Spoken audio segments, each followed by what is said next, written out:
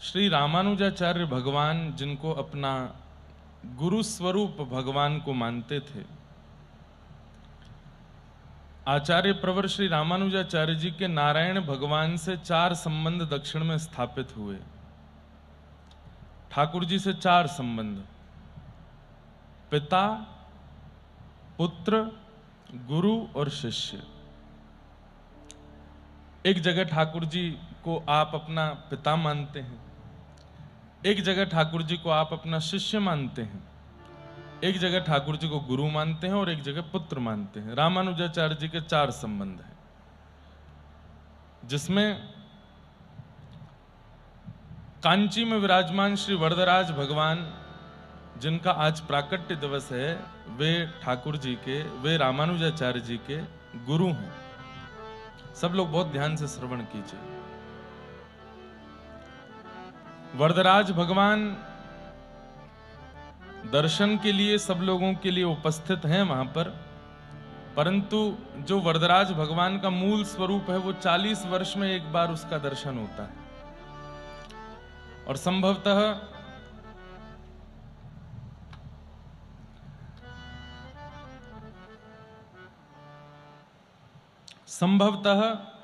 2021 या 22 में या 20 में, पता नहीं, मुझे स्मरण नहीं, दर्शन हुए थे 40 वर्ष बाद। और अब अगले दर्शन तब होंगे जब हम लोग 70-80 के हो जाएंगे। वहां वरदराज भगवान, वर्द कहते हैं जल को, वो जल में ही विराजमान रहते हैं। वैसे प्रकट रूप से एक रूप में दर्शन वहां कांची में ठाकुर जी को तो मैंने कभी दर्शन किए नहीं है, पर जाना है एक बार। पर वैसे दर्शन 40 साल में, 35 साल में कोई ऐसा योग बनता है तभी वो दर्शन होते हैं। रामानुजाचार्य जी उनको अपना गुरु मानते थे,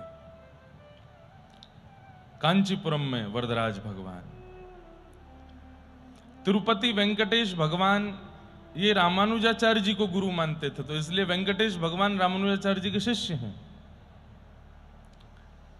और श्रीरंगम में विराजमान श्री रंगनाथ भगवान, ये रामानुजाचार्य जी के पिता तुल्य हैं। इनको ठाकुर जी, रामानुजाचार्य जी पिता मानते थे।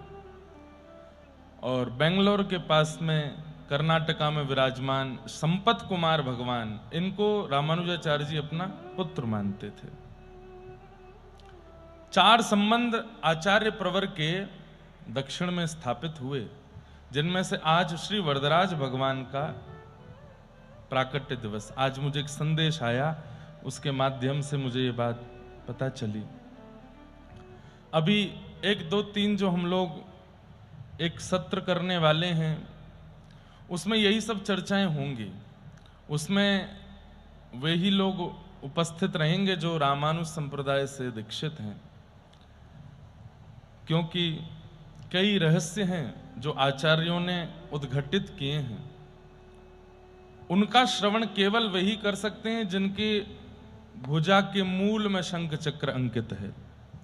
इसलिए अन्यों को वहां उपस्थित होने के लिए रोक तो नहीं सकते, पर श्रवण का कोई फल नहीं मिलेगा। इसलिए जिन जिन को शंख चक्र अंकित हैं, वे लोग सुबह 5 बजे तक वहां उपस्थित हो जाएं। महाराज जी ने पीछे के जहां भोजनालय, उसके पास में पंडाल की व्यवस्था की है। आपस में आप सब लोग रामानुजदास और रामानुजदासी एक दूसरे को बता दीजिएगा। और सुबह 4 बजे स्नान करके गोदावरी जी में वस्त्र आदि पहन करके, जिनकी दीक्षा होनी है उन लोगों को भक्ति पथ के जो परिकर के सब बालक हैं वो लोग बैठा देंगे। जिनकी दीक्षा हो चुकी है वो लोग अपना तिलक स्वरूप धारण करके, अपनी माला जी लेकर के, और विशेष रूप से एक कागज या कॉपी और एक पेन लेकर के आप लोग बैठेंगे। और कुछ विशेष बातों का आप लोगों को उपदेश होगा, वो आपको श्रवण करना है। तो आज वरदराज भगवान का प्राकट्य दिवस है। आज हम वरदराज भगवान के और श्री तिरुपति बालाजी दोनों की प्राकट्य की कथा सुनेंगे। एक रामानुजाचार्य जी के गुरु जी हैं और एक रामानुजाचार्य जी के शिष्य हैं। महाराज जी की आज्ञा थी एकादशी पर कि तिरुपति बालाजी का प्राकट्य सुनना है, पर उस दिन हम भाव में सुना नहीं पाए, तो आज वरदराज भगवान के प्राकट्य पर दोनों भाव सुनाएंगे।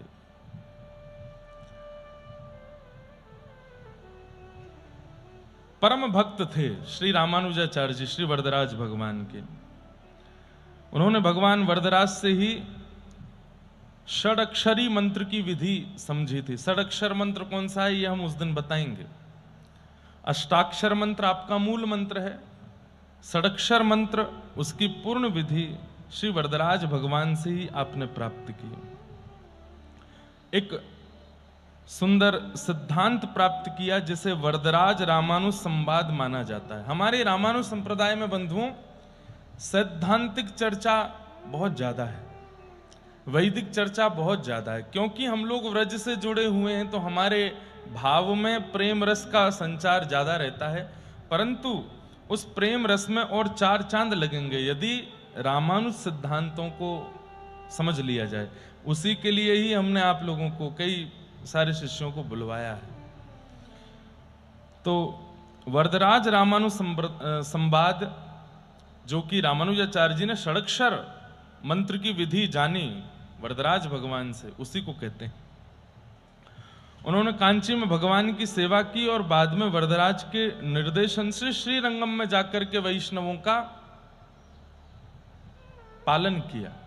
आप पहले, बड़ी सुंदर कथा है, अब उसके लिए आपको रामानुज चरित्र सुनना पड़ेगा जो हमने जयपुर में कहा था गत वर्ष। श्री रामानुजाचार्य जी वरदराज भगवान के यहां जल की सेवा करते थे और आपके मन में इच्छा प्रकट हुई कि मैं यामुनाचार्य जी से दीक्षा ग्रहण करूं। यामुनाचार्य जी श्रीरंगम में विराजते थे, लेकिन ठाकुर जी ने मन में विचार किया अगर रामानुजाचार्य और यामुनाचार्य ये दोनों अगर मिल गए तो पूरी पृथ्वी का कल्याण करके कलयुग प्रारंभ में ही अंत कर देंगे, सबको वैकुंठ दिला देंगे ये दोनों मिलकर के। पृथ्वी कैसे चलेगी आगे? इसलिए रामानुजाचार्य जी जब तक यामुनाचार्य जी के पास पहुंचे, बस श्रीरंगम में चरण रखते ही यामुनाचार्य जी के भगवत धाम गमन हो गया। जिस बात से रामानुजाचार्य जी रूठ करके चले गए, रंगनाथ भगवान से बोले अब नहीं आऊंगा आपके पास, आपने मेरे गुरुदेव को छीन लिया मुझसे।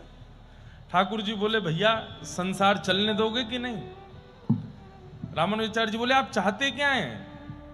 एक तो आपकी इच्छा यह भी है कि मुक्ति हो सबकी, और जब मुक्ति करने का प्रयास हम पूर्ण रूपेण कर रहे हैं तो आप ये भी नहीं चाह रहे हो। तो ठाकुर जी बोले भैया ये संसार प्रकृति चले उसका भी तो विचार करना पड़ेगा ना। आप और यामुनाचार्य जी मिलकर के तो पूरी पृथ्वी का ही कल्याण कर दोगे, ऐसे थोड़ी होगा। इस बात से नाराज होकर के रामानुजाचार्य जी चले गए थे। फिर बाद में मानवों के कल्याण के लिए आपको आना पड़ेगा श्रीरंगम। तो फिर श्री रंगनाथ भगवान ने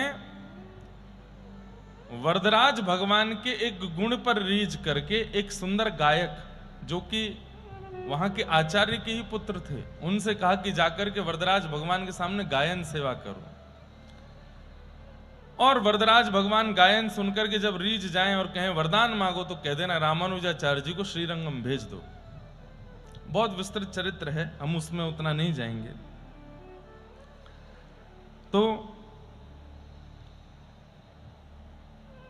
भगवान वरदराज और रामानुजाचार्य जी के संबंध में मुख्य बिंदु भक्ति और सेवा। रामानुजाचार्य जी बचपन से ही कांचीपुरम में भगवान वरदराज के प्रति समर्पित थे और प्रतिदिन उनकी जल की सेवा करते थे। दार्शनिक शिक्षा 6 वाक्य। मान्यता है कि कांचीपुरम के मध्य से भगवान वरदराज ने रामानुजाचार्य जी को 6 प्रमुख सिद्धांत दिए। सबसे पहला, मैं नारायण ही सर्वश्रेष्ठ हूं।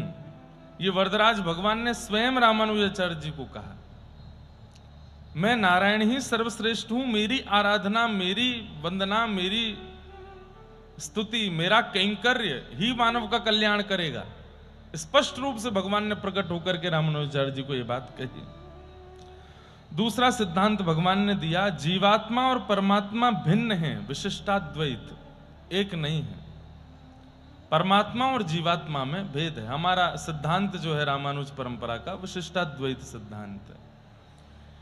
तीसरी बात, प्रपत्ति, आत्मसमर्पण से ही मोक्ष होगा, बिना आत्मसमर्पण के मोक्ष संभव नहीं है।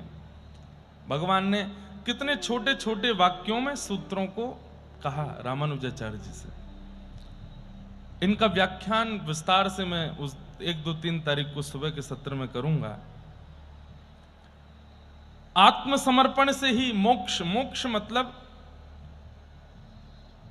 मुक्ति, और मुक्ति मतलब मृत्यु के बाद हो, यह भी कह सकते हैं, जीते जी भी होती है। भक्तिमती मीराबाई जीते जी मुक्त हैं, उनको कोई बंधन नहीं है। सूरदास, चतुर्भुज दास, कुंभन दास, नंद दास, ये सब जीते जी मुक्त हैं, इनको कोई बंधन नहीं। और हम और आप, हम जीते जी भी मुक्त नहीं है, बंधन में।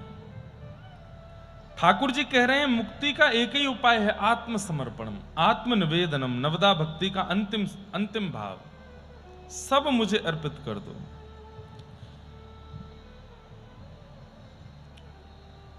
और चौथा सूत्र भगवान वरदराज श्री रामानुजाचार्य जी से कहते हैं कि व्यक्ति जब मुझे आत्मनिवेदन कर देता है, बहुत ध्यान से सुनिएगा, व्यक्ति जब मुझे आत्मनिवेदन कर देता है तो वो अंतिम श्वास में अगर मेरा स्मरण ना करे तो भी उसको मुक्ति मिल जाएगी।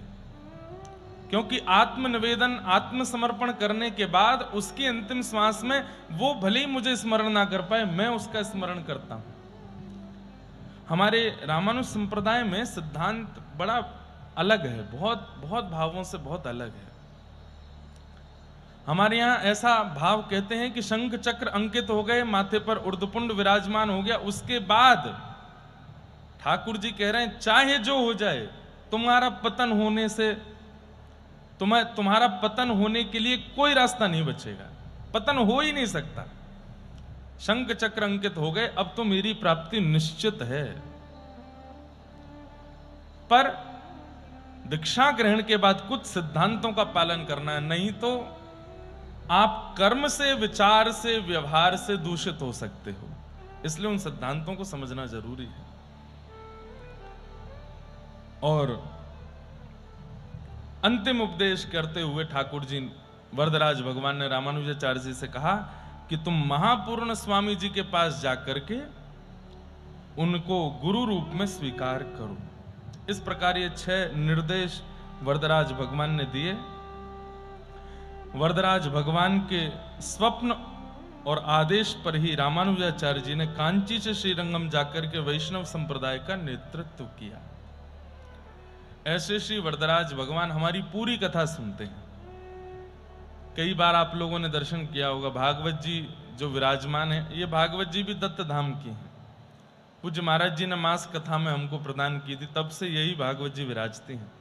इन भागवत जी के ऊपर श्री वरदराज भगवान और वरदराज भगवान के सामने श्री जगन्नाथ स्वामी, आप दोनों सन्मुख विराज करके पूरी कथा सुनते हैं। तो वरदराज भगवान, रामानुजाचार्य जी का जिस दिन जयंती उत्सव था उस दिन वरदराज भगवान का अभिषेक भी किया था हमने। तो ऐसे वरदराज भगवान का आज प्राकट्य दिवस है, उन्हें हम बारंबार प्रणाम करते हैं, बारंबार वंदन करते हैं। ये रामानुजाचार्य जी के गुरु हैं। अब आते हैं रामानुजाचार्य जी के अति प्रसिद्ध शिष्य हैं तो भगवान, लेकिन अपनी लीला से रामानुजाचार्य जी को अपना शिष्य गुरु बना चुके हैं। प्रसंग आता है कि श्री तिरुपति बालाजी विराजमान कैसे हुए। तो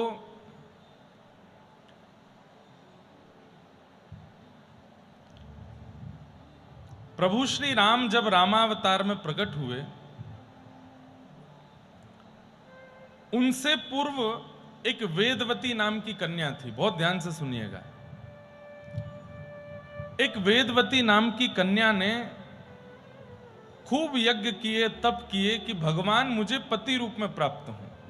ठाकुर जी को पति रूप में प्राप्त करने के लिए वेदवती ने तप किया। और वेदवती कोई माता पिता से नहीं जन्मी थी, अयोनिजा थी। जिस प्रकार सीता जी पृथ्वी से प्रकट हुई हैं, रुक्मिणी जी पृथ्वी से प्रकट हुई हैं, ऐसे वेदवती भी पृथ्वी से ही प्रकट हुई है। बहुत सावधानी से सुने। श्री तिरुपति बालाजी कैसे विराजमान हुए, कैसे आए, बड़ी अद्भुत कथा है। तो वेदवती उसने खूब तप किया, और किस लिए कि भगवान मुझे पति रूप में प्राप्त हों। उसका तप पूर्ण होने ही वाला था और ठाकुर जी प्रकट होने ही वाले थे, और उस समय पर बहुत भयंकर प्रकोप चल रहा था रावण का। रावण को जैसे ही पता चलता था कोई तप कर रहा है, यज्ञ कर रहा है, हवन होम कर रहा है, तो वो जाकर के विघ्न डालने का प्रयास करता था। वेदवती के बारे में जब रावण को पता चला तो रावण ने जाकर के उसके तप को भंग करने के लिए तलवार का प्रहार किया। केश हाथ में पकड़ करके जैसी तलवार का प्रहार करने लगा तो वेदवती ने तलवार के प्रहार से पूर्व ही अपने केशों को काट दिया जो रावण ने पकड़े थे, और स्वयं अग्नि में प्रवेश कर गए। तप अधूरा रह गया, पूर्ण नहीं हो पाया। लेकिन फिर भी ठाकुर जी ने उनके उतने ही तप से कृपा करके उन्हें वचन दिया कि हम तुम्हें स्वीकार करेंगे। और किस रूप में स्वीकार किया? जब रामावतार भगवान का हुआ तो भगवान ने सीता जी को दंडक वन में जाकर के कहा कि आप अग्नि में प्रविष्ट हो जाओ, और अग्नि से सीता जी के रूप में ही छाया की सीता जी प्रकट हो गई। वो वेदवती ही थी जिसने तप किया था भगवान की प्राप्ति के लिए। क्यों? क्योंकि दो कारण थे। एक तो रावण से बदला लेने के लिए वेदवती को पुनः आना था। सीता जी अगर राम जी के साथ जाएंगी तो रावण से बदला पूर्ण नहीं हो पाएगा, क्योंकि रावण का जो बदला है वो तो वेदवती को लेना है। और सीता जी इतनी कोमल हैं, इतनी कोमलांगा हैं कि वो यदि दुष्टों के दलन को देखेंगी तो उनका हृदय जो है वो बहुत करुणा में भर जाएगा। इसलिए ठाकुर जी ने सब विचारों को करते हुए सीता जी से कहा कि आप अग्नि में निवास करो। बोले आगे की यात्रा पर बोले आपका रूप धारण करके वेदवती मेरे साथ रहेगी। उसने तप किया था, वो मुझे पति रूप में पाना चाहती है, तो मैं उसका पति भी बन जाऊंगा कुछ दिन के लिए, और वो आपके रूप में रहेगी, और उसको रावण से बदला लेना है, और वो कार्य भी हो जाएगा। तो सीता जी अग्नि में प्रविष्ट हो गई, और वेदवती सीता जी के रूप में छाया रूप धारण करके वन की लीला में आगे आई, और रावण उसका हरण करके ले गया। रावण के यहां रह करके पूरी लंका का, रावण का संपूर्ण परिवार का विध्वंस किया, तब जाकर के उनके पूर्व जन्म का बदला पूर्ण हुआ। राम जी वेदवती को लेकर के वापस अयोध्या आ गए। वेदवती सीता हैं, वो सीता जी के रूप में ही, लेकिन अयोध्या आकर के राम जी मंच पर विराजते हैं, सिंहासन पर विराजते हैं, संग में प्रसाद पाते हैं, लेकिन वेदवती की ओर ज्यादा निहारते नहीं। क्यों? एक पत्नी व्रती है, और पत्नी तो हमारी सीता जी हैं। ये तो वेदवती छाया सीता बनकर के हमारे साथ है। तो एक दिन वेदवती को क्रोध आया, बोले कि आपको मैंने तप करके प्राप्त करना चाहा कि आप मुझे पति रूप में मिलें, पर ये कैसा निर्वहन कर, आप मेरी ओर देखते भी नहीं है।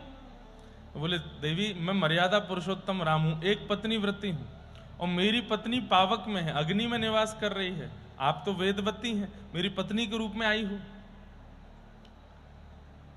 तब वेदवती ने कहा तो फिर मैं पुनः प्रस्थान कर रही हूं, और मैं सबको यह बात बता दूंगी कि आपके यहां न्याय नहीं होता, कितना भी तप करो, कुछ भी करो, आप प्राप्त नहीं होते।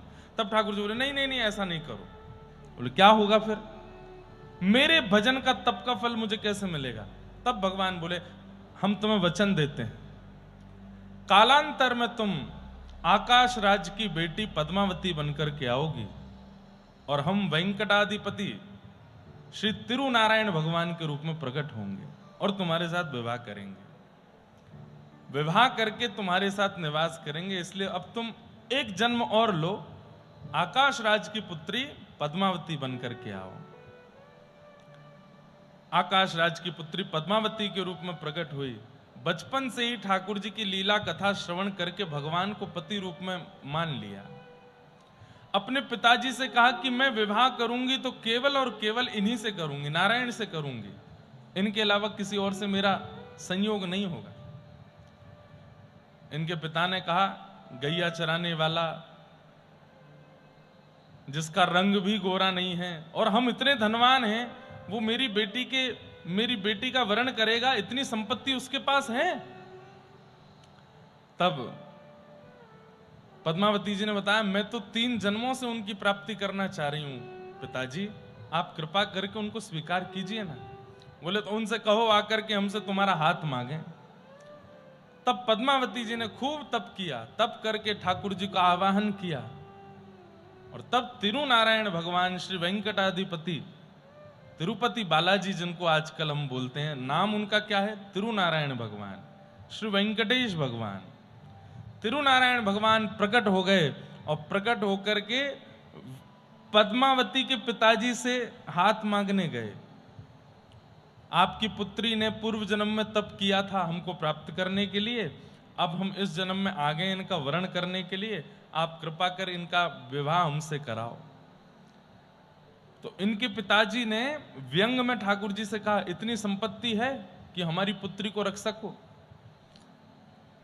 तो तिरुपति बालाजी बोले, संपत्ति तो अभी नहीं। तो बोले, हम कैसे विवाह कर दें? पहले हमें दिखा दो कि हमारी पुत्री प्रसन्न रहेगी आपके पास, तो हम अपनी पुत्री का विवाह करेंगे। तब भगवान ने कुबेर से जाकर के कहा कि भाई जितनी संपत्ति है सब हमको उधार दे दो, हम धीरे धीरे चुकाते रहेंगे तुम्हारा। सब लीला है भगवान की, भगवान को किसी से आवश्यकता है क्या मांगने की? लेकिन ये लीला करनी है ठाकुर जी को। कुबेर से जाकर के सारी संपत्ति लेकर के आए। आहा, ऐसी अद्भुत संपत्ति के स्वामी बनकर के, ऐसा अद्भुत मुकुट धारण करके, दुल्हा का रूप धारण करके वेंकटेश भगवान आए। भगवान के उस रूप को देख करके 33 कोटि देवता न्योछावर हो गए। सब बारात में पहुंचे, सब बारात में पहुंचे, और भगवान का श्री पद्मावती के साथ में विवाह हुआ। बोलो तिरुनारायण भगवान की, वेंकटेश भगवान की। आप पद्मावती जी के साथ में विराजमान हो गए। तभी कुछ वर्षों पूर्व ठाकुर जी का लक्ष्मी जी से थोड़ी नोक-झोंक भी हुई थी। किस बात को लेकर के? लक्ष्मी जी ने भगवान से कहा, आप में कुछ ज्यादा दया नहीं है? आपके वक्ष पर प्रहार करके भृगु मुनि चले गए और आपने उनसे एक बात भी नहीं कही। बोले, मैं ब्राह्मणों से कुछ नहीं कहता। बोले, देखिए अब आपको बोलना पड़ेगा, ऐसे अच्छा नहीं लगता है, कोई भी कुछ भी कह जाता है आप शांत बैठे रहते हो। ठाकुर जी बोले, मेरा स्वभाव है शांत रहना। शांताकारम भुजग शयनम पद्मनाभम सुरेशम विश्वाधारम गगन सदृशम वेद वर्णम शुभांगम लक्ष्मीकांतम कमल नयनम योग भीर ध्यान गम्यम वंदे विष्णुम भवभयहरम सर्वलोकैक नाथम। शांताकारम, ठाकुर जी शांत रहते हैं। और अगर उनके भक्त शांत नहीं रहते तो इसका मतलब ठाकुर जी ने भक्त रूप में स्वीकार किया नहीं है। ठाकुर जी का शांत स्वभाव लाइए चित्त में। लक्ष्मी जी रूठ करके चली गई। बोले, या तो आप भृगु जी को कुछ कहिए, नहीं तो मैं रूठ के जा रही हूं। भगवान बोले, आप जाओ, हम ब्राह्मणों से कुछ नहीं कहेंगे, वो चाहे हमसे जो कर लें, वैकुंठ भी मांग लेंगे तो मैं दान कर दूंगा, लेकिन ब्राह्मणों से एक शब्द नहीं बोलूंगा, मेरे प्राण हैं वो। लक्ष्मी जी नाराज होकर चली गई। या उसी बीच में ये वाली क्रिया हो गई कि भगवान तिरुनारायण बनकर के गए और पद्मावती जी के साथ में विवाह हुआ। नाराज होकर के लक्ष्मी जी विराजमान हो गई कोल्हापुर में आकर के। लक्ष्मी जी का मंदिर है।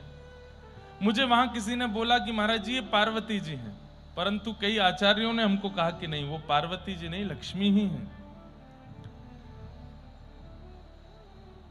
इसलिए तिरुपति बालाजी के बाद कोल्हापुर दर्शन लक्ष्मी जी का करना अनिवार्य होता है। कई लोग कोल्हापुर से तिरुपति जाते हैं, तिरुपति से कोल्हापुर आते हैं, ऐसा क्रम रहता है। तो नारद जी महाराज लक्ष्मी जी से मिलने के लिए आए। लक्ष्मी जी बोली, कहो नारद जी कैसे आए? बोले, हम तो बढ़िया चकाचक भोजन करके आ रहे हैं, पेट भर गया है, गले तक भरा हुआ है, क्या बताएं। लक्ष्मी जी बोली, ऐसा कहां भंडारा पाके आए? बोले, ठाकुर जी का विवाह था ना, पद्मावती से विवाह हुआ है, वहीं से प्रसाद पाके आ रहे हैं। लक्ष्मी जी बोली, हमको नाराज करके यहां भेज दिया और खुद ने दूसरा विवाह कर लिया पीछे से, कहां पर हैं? बता दिया। बोले, अच्छा आपको नहीं पता था क्या? हमसे तो गलती हो गई। बोले, कहां है? बोले, तिरुपति। लक्ष्मी जी बोली अभी बताती हूं। लक्ष्मी जी अपने वाहन पर विराजमान होकर के जैसे ही तिरुपति जाने लगी, पद्मावती जी घबराई, बोले जय जय क्या हो रहा है? बोले कि आपकी बड़ी वाली आ रही हैं। बोले कौन? बोले लक्ष्मी आ रही हैं। आपने तप करके हमको प्राप्त करना चाहा, पर हम तो लक्ष्मी के हैं ना। बोले अब क्या करें? बोले कुछ नहीं, आने दो, शांत रहना। वो कितना भी सुनावे, कुछ कहें, डांटेंगी, फटकारेंगी, शांत रहना, कुछ उत्तर मत देना।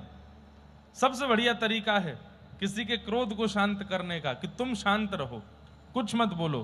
प्रत्युत्तर दोगे तो क्रोध और बढ़ जाएगा। लक्ष्मी जी आई, आकर के खूब सुनाने लगी। बोले एक हृदय में दो कैसे रह सकते हैं? जब हम थीं तो फिर इनकी आवश्यकता क्यों? ठाकुर जी बोले अब मैं आपको कैसे समझाऊं, इन्होंने तप किया था, तप करके हमको पति रूप में मांगा। यही जब आप सीता बनकर के आई थी तो यही आपकी छाया बनकर के हमारे साथ रावण से युद्ध करने गई थी। लक्ष्मी जी बोली हमको ये सब बातें समझ नहीं आती हैं, ये सब आपका षड्यंत्र था, मुझे जबरदस्ती नाराज कर दिया ताकि मैं आपसे दूर चली जाऊं और आप यहां विवाह कर लो। आपने छल किया। ठाकुर जी बोले मैं छल नहीं करता। तो बोले एक साथ दोनों को कैसे निवास दोगे? ठाकुर जी बोले आप मेरे सामने खड़ी हो जाओ। पद्मावती जी से कहा आप भी मेरे सन्मुख खड़े हो जाओ। और ठाकुर जी ने दोनों को चित्त में विराजमान किया। तो तिरुपति बालाजी के दाहिने वक्ष पर लक्ष्मी जी विराजमान हैं और श्री तिरुपति बालाजी के बाम वक्ष पर श्री पद्मावती देवी विराजमान हैं। दोनों को अपने हृदय में विराजमान करके ठाकुर जी तिरुनारायण बन करके वहां निवास कर रहे हैं। लेकिन हृदय में तो रख लिया, प्रत्यक्ष रखने में विवाद हो रहा था, लड़ेंगी दोनों। तो फिर ठाकुर जी ने लक्ष्मी जी को कहा तुम तो जाओ कोल्हापुर, और पद्मावती जी से कहा आप जाओ नीचे तिरुपति में, आप विराजो।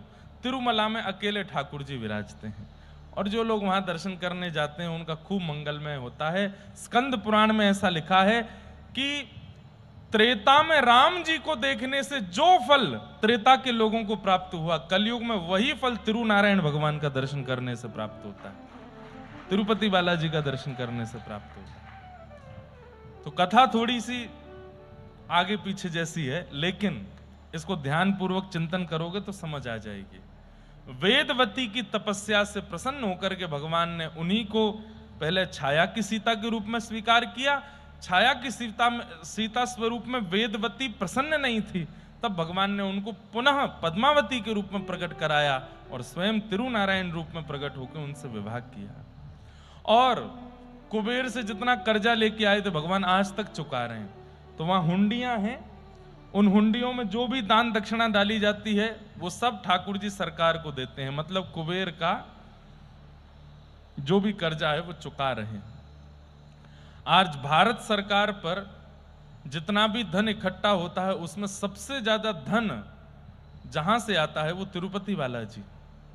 अगर तिरुपति बालाजी धन देना बंद कर दें सरकार को तो हमारी, ऐसा कहना तो नहीं चाहिए, पर भारत की सरकार को बहुत बड़ा घाटा हो जाएगा, अपंग जैसे हो जाएंगे। क्यों? तिरुपति बालाजी से बहुत संख्या में सरकार को राहत मिलती है। और इतना ही नहीं, तिरुपति बालाजी भगवान ने स्वयं का एक ऐसा ट्रस्ट निर्माण कर रखा है, कितने असहायों की भोजन की व्यवस्था, रहने की व्यवस्था, पढ़ाई की व्यवस्था, वेद अध्ययन की व्यवस्था, सब अकेले तिरुनारायण भगवान करते हैं। इतनी बड़ी संस्था और इतने प्रकल्प चलते हैं कि बड़े बड़े लोग, करोड़ों का टर्नओवर करने, हजारों करोड़ों का टर्नओवर करने वाले लोग भी ऐसी सेवा नहीं कर सकते जैसी तिरुनारायण भगवान सेवा कर रहे हैं पृथ्वी पर। रामानुजाचार्य जी, अच्छा अब कथा सुनो। तिरुनारायण भगवान विराजमान हो गए वेंकटादि पर्वत पर। कालांतर में जब कलयुग प्रारंभ हुआ तो कलयुग में शैव में और वैष्णवों में थोड़ा मतभेद हो गया। क्या? शैव कहने लगे कि ये भगवान महादेव के पुत्र कार्तिकेय हैं, और वैष्णव कहने लगे, बोले ये हमारे नारायण भगवान हैं। तब बोले अब कैसे इसका पता किया जाए कि ये कौन है?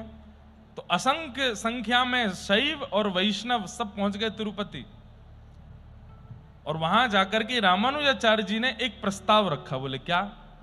बोले ठाकुर जी के गर्भगृह में त्रिपुंड, त्रिशूल, डमरू और कमंडल और जो शैवों के आयुध हैं और बागंबर आदि ये भीतर रख दो। और एक तरफ हम ऊर्ध्वपुंड, शंख चक्र, कौस्तुभ मणि ये भीतर रख देते हैं। रात भर आप लोग अपना भजन करना, हम अपना भजन करेंगे। सुबह दर्शन खोलेंगे, जो आभूषण ठाकुर जी पहन लेंगे ठाकुर जी वही हैं फिर। ठीक है, त्रिपुंड आदि सब भीतर रख दिए गए, त्रिशूल आदि भी रख दिए गए। यहां पर रामानु संप्रदाय का तिलक रख दिया गया, ठाकुर जी के लिए शंख चक्र रख दिए गए, कौस्तुभ मणि रख दी गई, श्रीवत्स का चिन्ह रख दिया गया जो भृगु जी का चिन्ह है। और ठाकुर जी से निवेदन किया, जय जय हम रात भर भजन करेंगे, सुबह मंदिर खोलेंगे, आप जो श्रृंगार स्वीकार करोगे उससे यह निर्मित हो जाएगा कि आप शैव हो कि वैष्णव हो, मतलब आप कार्तिकेय हो कि नारायण हो। रात्रि में मंदिर बंद हुआ, एक तरफ शैव बैठे हैं अपना भजन कर रहे हैं, एक तरफ वैष्णव बैठ के अपना भजन कर रहे हैं। तभी रामानुजाचार्य जी के स्वप्न में ठाकुर जी आ गए। रामानुजाचार्य जी बोले, कहो जय जय, क्या आज्ञा। आचार्य प्रवर, ये कलिकाल है, कलिकाल में मैं अपनी सेवा स्वयं नहीं करता, अपना श्रृंगार स्वयं नहीं करता, अपना भोजन स्वयं नहीं पाता, मैं अर्चक के अधीन रहता हूं, मैं कैसे धारण कर लूं इन श्रृंगारों को। ऐसा मत करो ठाकुर जी, सुबह बड़ा विवाद हो जाएगा शैव और हम लोगों में, आप एक श्रृंगार तो धारण कर लीजिए। इतना कुछ करने की सामर्थ्य रखने वाले ठाकुर जी, एक तिलक उठा के पहन लीजिए माथे पे, सुबह हम लोग देख लेंगे। ठाकुर जी बोले, कदापि नहीं, पूर्ण सामर्थ्यवान होते हुए भी कलिकाल में मैं हिलूंगा भी नहीं, अपने आचार्य के अधीन रहूंगा, अपने अर्चक के अधीन रहूंगा। वो खिलाएगा तो खाऊंगा, वो पिलाएगा तो पीऊंगा, वो सुलाएगा तो सोऊंगा, वो नचाएगा तो नाचूंगा, वो पहनाएगा तो पहनूंगा। इसलिए आचार्य चरण देख लो आपको क्या करना है। रामानुजाचार्य जी बोले, अब हम क्या करें, अब मैं मंदिर के अंदर घुसूंगा तो यहां तो विवाद हो जाएगा बाहर। तब ठाकुर जी ने कहा, आप अपने मूल रूप को पहचानिए, आप शेषनाग हैं,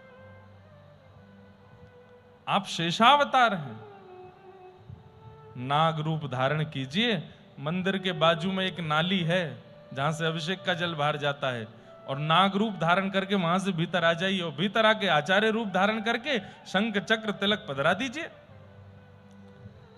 तब रामानुजाचार्य जी अपने रूप में प्रकट हुए, शेषावतार, शेष नाग का रूप धारण किया, और सब बैठे थे अर्धरात्रि के समय, और आप पीछे की नाली से भीतर प्रवेश कर गए, और भीतर जाकर के पुनः आचार्य रूप धारण करके ठाकुर जी को ऊर्ध्वपुंड धारण कराया।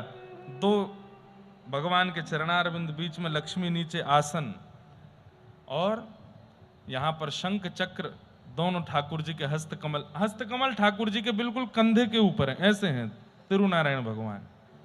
तो यहां पर शंख चक्र दोनों अंकित ठाकुर जी को धारण करा दिए, और ठाकुर जी ने कहा, अब आप जल्दी जाओ।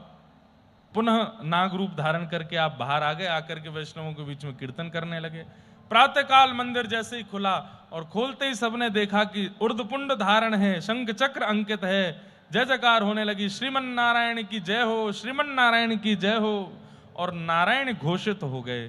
तब रामानुजाचार्य जी ने उस स्थान का प्रकाश किया। ठाकुर जी बोले, आचार्य प्रवर, बोले जी शंख चक्र अंकित कर दिए, मंत्र और सुना दो। तो बोले, जय जय अभी नहीं, फिर कभी। तब एक बार रामानुजाचार्य जी पुनः पहुंचे, तब तिरुपति बालाजी ने उनसे पूछा कि मैं भगवान होकर के इतने जीवों का कल्याण नहीं कर पाता, आप मानव होके ऐसा कैसे कर लेते हो, ऐसा क्या है आपके पास जो इतने हजारों लाखों आपके शिष्य हैं। तब आपने ठाकुर जी को कहा, नीचे झुकिए, मुकुट उतारिए, कान पास में करिए, बताता हूं। और जैसे ही भगवान ने कान पास में किया तो रामानुजाचार्य जी ने अपना मूल मंत्र कान में बोल दिया, अष्टाक्षर मंत्र बोल दिया। ठाकुर जी बोले, अरे ये तो मेरा ही नाम है।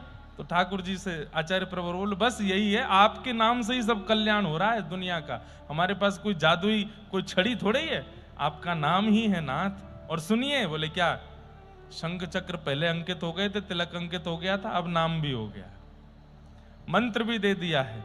तब तिरुपति बालाजी ने रामानुजाचार्य जी से कहा, अब आप गुरु बनकर के ही विराजो।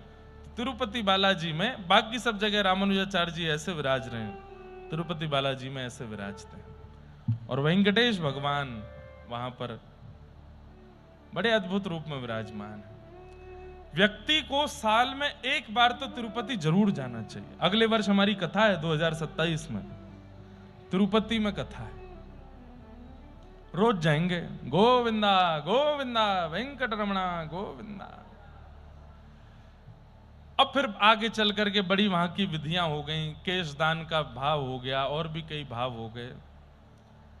सब भाव हैं, परंतु मूल बात यह है, साक्षात परमात्मा इस समय धराधाम पर यदि कहीं प्रत्यक्ष रूप से विराजमान है, जिन्हें अंकित करके आप कह सकते हो कि इनको देखा तो मतलब मैंने परमात्मा को देख लिया, वेंकटादि पर्वत पर विराजमान श्री तिरुपति बालाजी साक्षात परमात्मा का स्वरूप है। ऐसे वेंकटेश भगवान इस रूप से तिरुपति में विराजमान हुए, अवस्थित हुए। अब उनकी और भी सुंदर सुंदर कथाएं हैं। ऐसे भगवान है, माथा इतना बड़ा है पर तिलक लगाते हैं यहां से इधर से तिलक लगाते हैं ऐसे। क्यों? बोले एक अर्चक थे, ठाकुर जी को बड़े प्रिय थे, वृद्ध हो गए थे और कमर उनकी झुक गई थी, हाथ पहुंचता नहीं था, तो ठाकुर जी को ऐसे ही तिलक लगा देते थे। किसी ने आकर के कहा अर्चक बदल दो भैया, आप मत आया करो सेवा में, हम कुछ और। तब ठाकुर जी बोले नहीं, अब तो मैं ऐसे ही तिलक लगाऊंगा। नेत्रों से आज भी तिलक धारण करते हैं ठाकुर जी। बस अच्छा, बृहस्पतिवार के दिन अगर मैं गलत नहीं हूं तो उस दिन का दर्शन करिए, अद्भुत दर्शन होता है। तिरुपति बालाजी श्रृंगार नहीं कराते उस दिन, 2-3 माला पहन के रखते हैं बस, और उस दिन यहीं माथे पर तिलक धारण कर, उस दिन नेत्र दर्शन होता है ठाकुर जी का। और बाकी के दिन ठाकुर जी यहीं से तिलक लगवाते हैं, नेत्रों से ही धारण करते हैं। उस भक्त की प्रसन्नता में आज तक ठाकुर जी ऐसे तिलक करते हैं।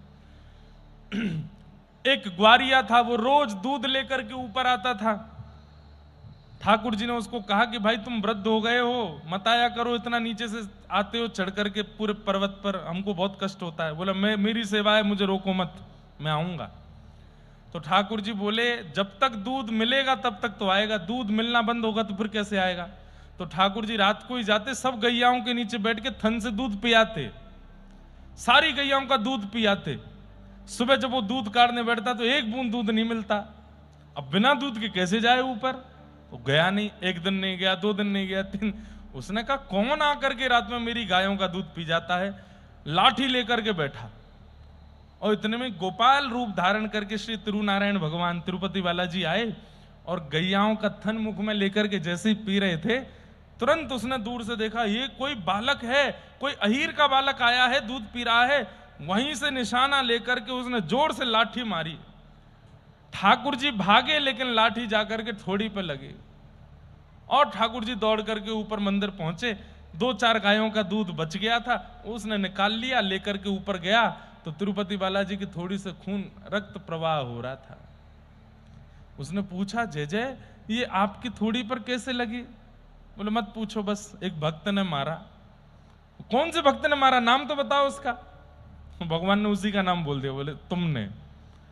मैं कैसे कर सकता हूं ऐसा नाथ? बोले सुबह सुबह कोई दूध पीने आया था तुम्हारी गैया का? हाँ, एक ग्वारिया बालक आया था। अरे बड़ा चतुर चंचल, रोज मेरी गायों का कितना, मैं तो सोचता हूं भगवान उसका पेट है कि कुआं, इतनी सारी गैयाओं का दूध थन लगा के पी जाता था। आज मैंने पकड़ लिया, पकड़ के मारा उसमें डंडा। ठाकुर जी हंस के बोले कोई और नहीं आए थे, हम ही आ रहे थे। हम ही रोज गौशाला में आके तुम्हारी सब गैयाओं का थन निकाल के दूध पी जाते थे, आज तुमने इतनी जोर से मारा। वो भक्त बहुत रोया। बोले मैं मना कर रहा था ऊपर मत आया करो, इसलिए तुमको रोकने के लिए मैं नीचे आके दूध पी जाता था। तब उसने कहा मैंने कितना श्रम करा दिया ना आपको, अब मैं क्या करूं? तब ठाकुर जी ने उसको कहा कपूर की औषधि बनाओ और औषधि बना के लगा दो। और वो औषधि यहां लगी। आज तक ठाकुर जी अर्चकों को बोले ये औषधि जब तक हमारा स्वरूप पृथ्वी पर विराजमान है नित्य लगाते हैं। ठाकुर जी यहां पर कपूर की वो औषधि धारण करते। अद्भुत अद्भुत लीलाएं हैं, अद्भुत अद्भुत कथाएं हैं। ऐसे श्री तिरुपति बालाजी।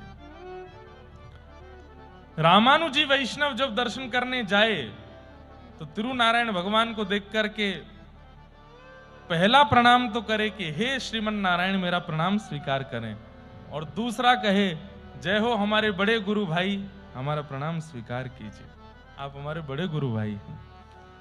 ऐसे श्री तिरुपति बालाजी को हम बारंबार प्रणाम करते हैं, वंदन करते हैं।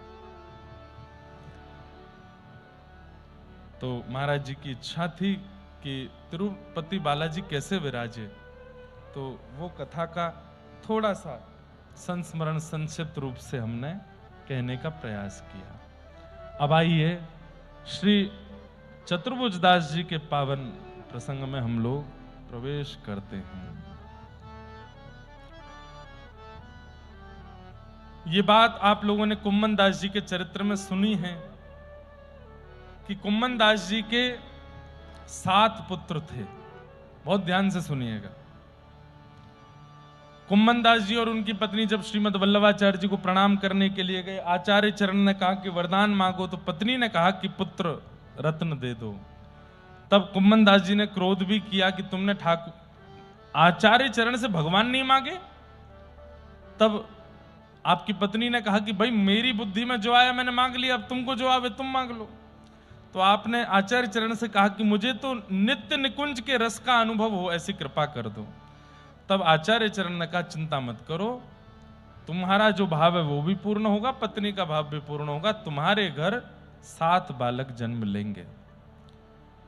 कुम्मन दास जी बड़े दुखी थे, 5 बालकों का जन्म हो चुका था, एक भी वैष्णव नहीं, ना मंदिर जाते हैं, ना कीर्तन में जाते हैं, ना कथा श्रवण करते हैं, ना किसी और भाव में रहते हैं। कुम्मन दास जी बड़े दुखी रहते थे। क्यों? वैष्णव बालक क्यों नहीं है, भक्त बालक क्यों नहीं है। तब आपके 6वें बालक का जन्म हुआ, नाम था कृष्णदास। ये अष्ट सखाओं वाले कृष्णदास नहीं, इनके पुत्र ही थे, उनका नाम कृष्णदास रखा। वो भी मंदिर नहीं जाते थे, कथा में नहीं जाते थे, सत्संग में नहीं जाते थे, गौ सेवा में बड़ी रुचि थी, तो उनको अपना आधा पुत्र माना। एक दिन आप बड़े उदास होकर के श्रीनाथ जी के सामने बैठ के कीर्तन गा रहे थे, तो श्रीनाथ जी भीतर से बोले, ए कुम्मना, ऐसो ऐसो तेरो मोह लटका ही कुरो काहे गो, ऐसो बैठो जैसे तेरी बहू भाग गई हो। ठाकुर जी तो ऐसे ही बोलते हैं। कुम्मन दास बोले, नहीं नहीं ऐसो ना है जय जय। बोले तो काहे गो, अरे प्रसन्न मुद्रा में रहकर मेरे सामने कीर्तन गा रहा है, लेकिन मोह ऐसा बना रखो है कि नेक देर में आंसू निकर आमेंगे का बात है मुकु बता। तब आपने ठाकुर जी से कहा, जय जय, बालक तो 6 हो गए घर में, लेकिन एक भी सत्संगी नहीं है।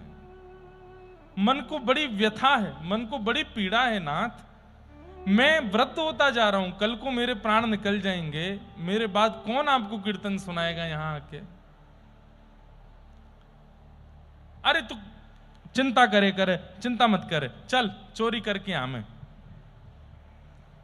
और ठाकुर जी कुम्मन दास जी को चोरी कराने ले गए, और ठाकुर जी ने कुम्मन दास जी को कह दिया कि अब तेरे घर एक बालक आवेगो और वो मेरो परम भक्त होगो। आप प्रतीक्षा किए और बस कुछ ही दिनों में श्री कुम्मन दास जी के यहां पर एक सुंदर बालक ने जन्म लिया, और जन्म लेते ही आप गाने लगे, आयो चतुर्भुज को दास।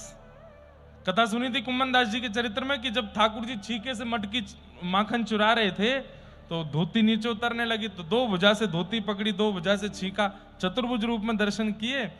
तो कुम्मन दास जी ने अपने उस 7वें पुत्र का नाम चतुर्भुज दास रखा।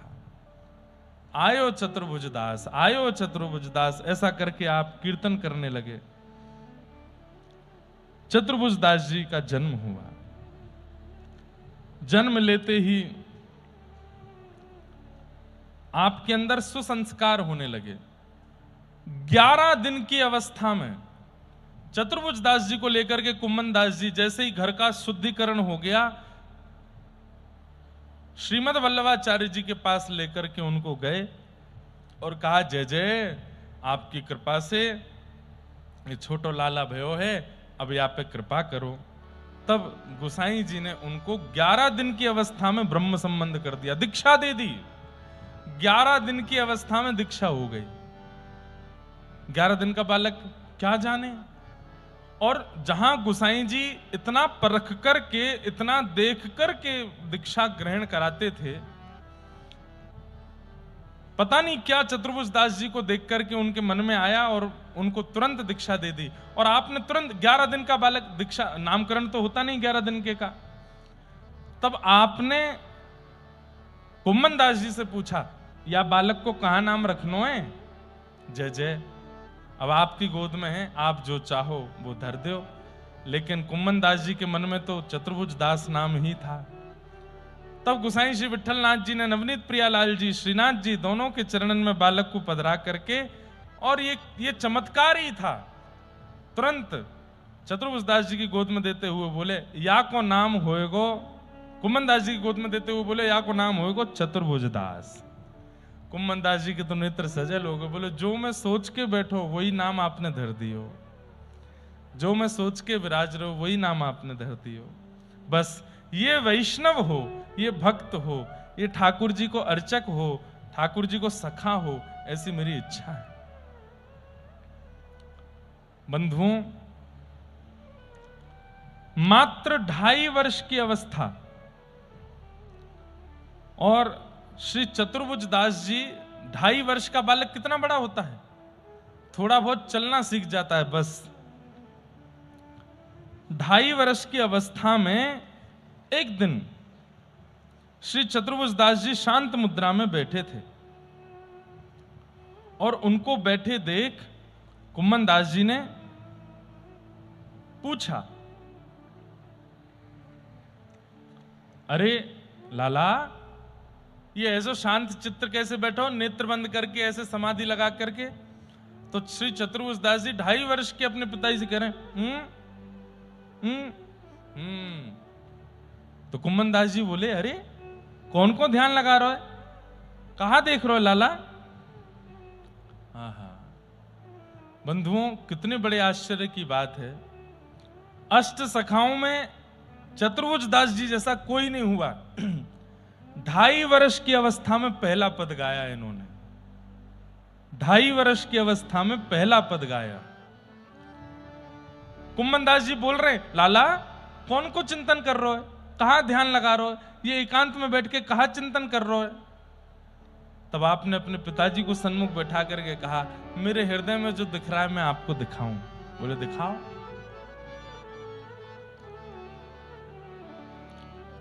गोरज राजत सांवल अंग, गोरज राजत सांवल, गोरज राजत सांवल अंग, गोरज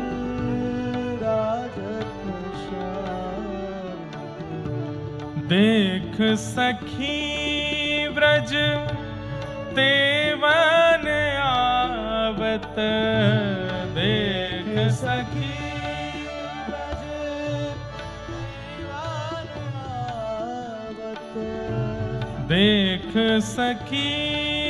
व्रज तेवन आवत, देख सखी व्रज तेवन आवत, गोविंद गोधन संग,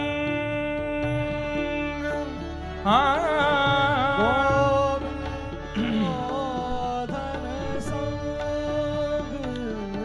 गोरज राजत सांवल अंग, गोरज राजत। समझ में आ रहा है? गौ की रज सांवले अंग पर लगी हुई है।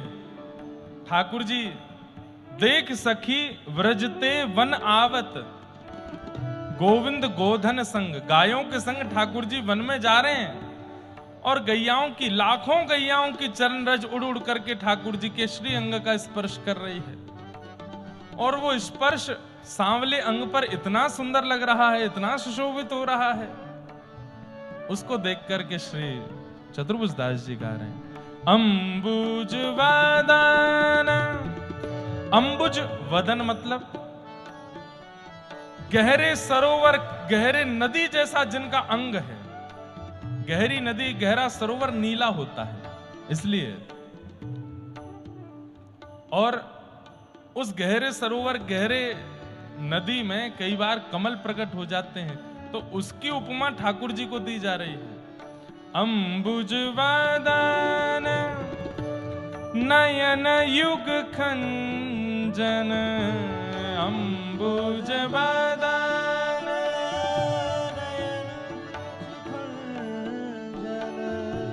अंबुज वदन नयन युग खंजन, अंबुज वदन। नयन मानो जैसे कोई छुरी जैसे हो, जिसको देखते हैं घायल हो जाता है।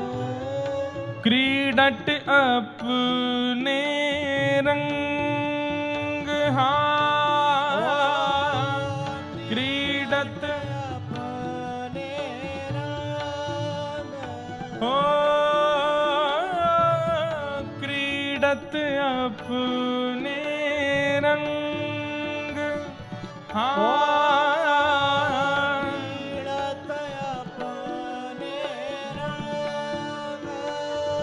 गोरज राजत सांवल अंग, गोरज राजत सांवल, ओ गोरज राजत सांवल अंग, गोरज राजत सांवल। बंधुओं, अभी गर्मियों के दिन चल रहे हैं, रोज चंदन लगाया कीजिए ठाकुर जी को, और चंदन घिसिए, चंदन में थोड़ा इत्र डाल दीजिए, बहुत थोड़ा सा, ज्यादा नहीं, थोड़ा सा कपूर मिला दीजिए, और पास की गौशाला में जाकर के गैया की चरण की रज ले आओ, और नेक सी वो रज भी मिला दो उस चंदन में, और फिर बढ़िया से घिस के खूब बढ़िया घिसो, देर तक घिसो। खूब देर तक घिसने के बाद बिल्कुल मलाई जैसा जब वो चंदन हो जाए, तब सुंदर ठंडा ठंडा चंदन ठाकुर जी को ऐसे पत्रावली लगा। गोरज ठाकुर जी को अति प्रिय है। मैया तो चंदन लगा करके भेजती है, लेकिन धूप में जाते ही ठाकुर जी को पसीना आता है, तो चंदन की बिंदी जो है वो सब गीली हो जाती हैं, तब गैयाओं की रज उड़ उड़ करके जाती है और उस चंदन बिंदु पर जाके लग जाती है, और शोभा सुंदर लगने लगती है ठाकुर जी की। गोरज राजत सांवल अंग, गोरज राजत। और इससे एक बात और, ठाकुर जी को नजर नहीं लगेगी। आपके ठाकुर जी को कोई कितना भी घूर के देख जाए, कितना भी नयन भर के देख जाए, अगर गौरज आपने ठाकुर जी को लगाई है तो उनको नजर नहीं लगेगी। गौरज ठाकुर जी की नजर उतार देती है। और जब चंदन नहीं भी लगाते हैं ना, तो भी गौरज थोड़ी सी भीतर लगा दिया करो, हल्की सी, ठाकुर जी के वक्ष पर, ठाकुर जी की भुजा पर, ठाकुर जी के माथे, ऐसी कि दिखे ना। कई लोग ना बात सुनकर के कथा में जाते हैं, फिर अति में सब कुछ कर देते हैं, वो फिर रूप भी नहीं बिगड़ना चाहिए ठाकुर जी का। हमने दीक्षा दी, दीक्षा के बाद हम सब अपने शिष्यों के माथा ही देखते हैं, तिलक कैसे लगाया है। किसी का हाईवे टेढ़ा मेढ़ा ही रहता है, कभी यहां से। कई लोग हैं वो तिलक बिल्कुल सीधा लगाते ही नहीं है। एक तो हमारी परिकर में ही है, कैमरा लिए डोलते हैं इधर, कभी तिलक सीधा नहीं दिखता उनका। उनसे मैं कहता हूं, भाई ये तिलक स्वरूप साक्षात ठाकुर जी हैं, सीधा अंकित करो, सीधा धारण करो। नहीं सीधा हो रहा है इसका मतलब क्या है? नाम जप नहीं करते हो। नहीं सीधा हो रहा है इसका मतलब क्या है? गुरु की वचनों पर निष्ठा नहीं है। तिलक स्वरूप यदि मधुर नहीं बनता है ना माथे पर, तो इसका मतलब है केवल खींच के आ गए हो, नियमित रूप से धारण किया नहीं है। बीच की जो श्री है कई लोगों की श्री ऐसी लगती है, अब नीचे से श्री जो है वो कहीं ऐसे जा रही है, ऐसे जा रही है, बस यूं खींची आए जल्दी जल्दी, नहीं, नीचे से थोड़ी ऐसी मोटी सी हो, ऊपर जामे पतली, भली पतला लगाओ लेकिन सीधा तिलक लगाओ, सुंदर तिलक लगाओ। माताएं, उनको तिलक बहुत बड़ा नहीं लगाना है।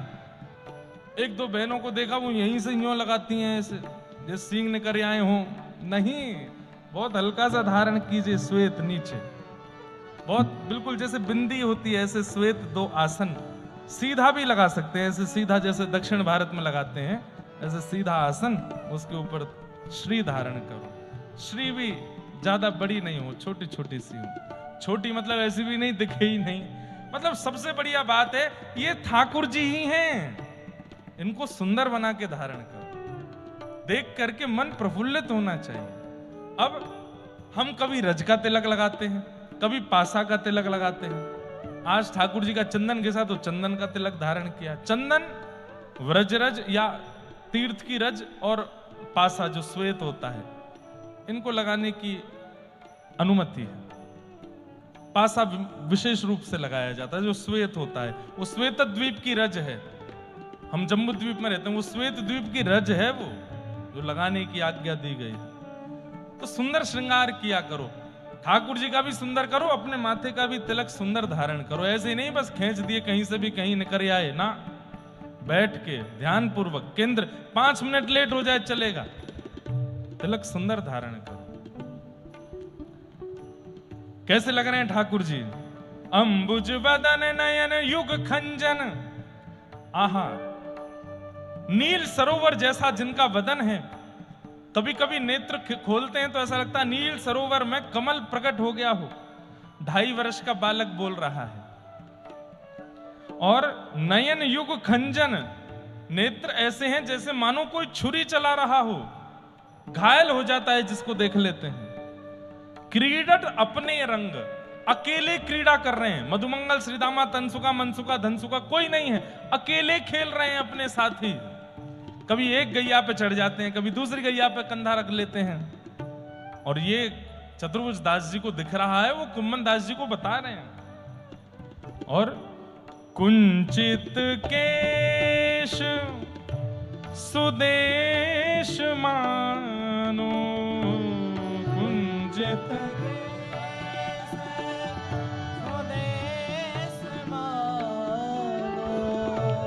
अलिशोभित ये संग प्रसंग, अलिशोभित ये संग,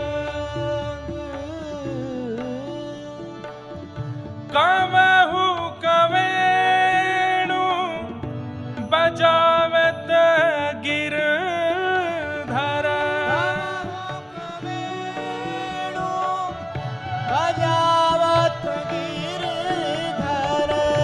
कवहु कवेणु बजावत गिरधर,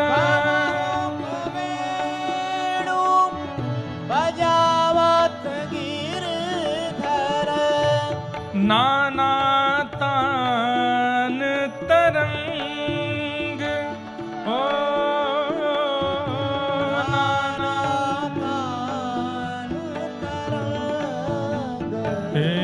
गोरज राजत श्यामल अंग,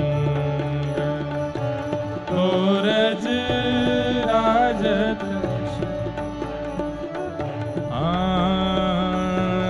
गोरज राजत सांवल अंग, गोरज राजत चतुर्भुज प्रभु गिरि धर नागर पे, चतुर्भुज प्रभु धर नागर पे, चतुर्भुज प्रभु गिरि धर नागर पे, चतुर्भुज प्रभु धर नागर पे, बारों कोटि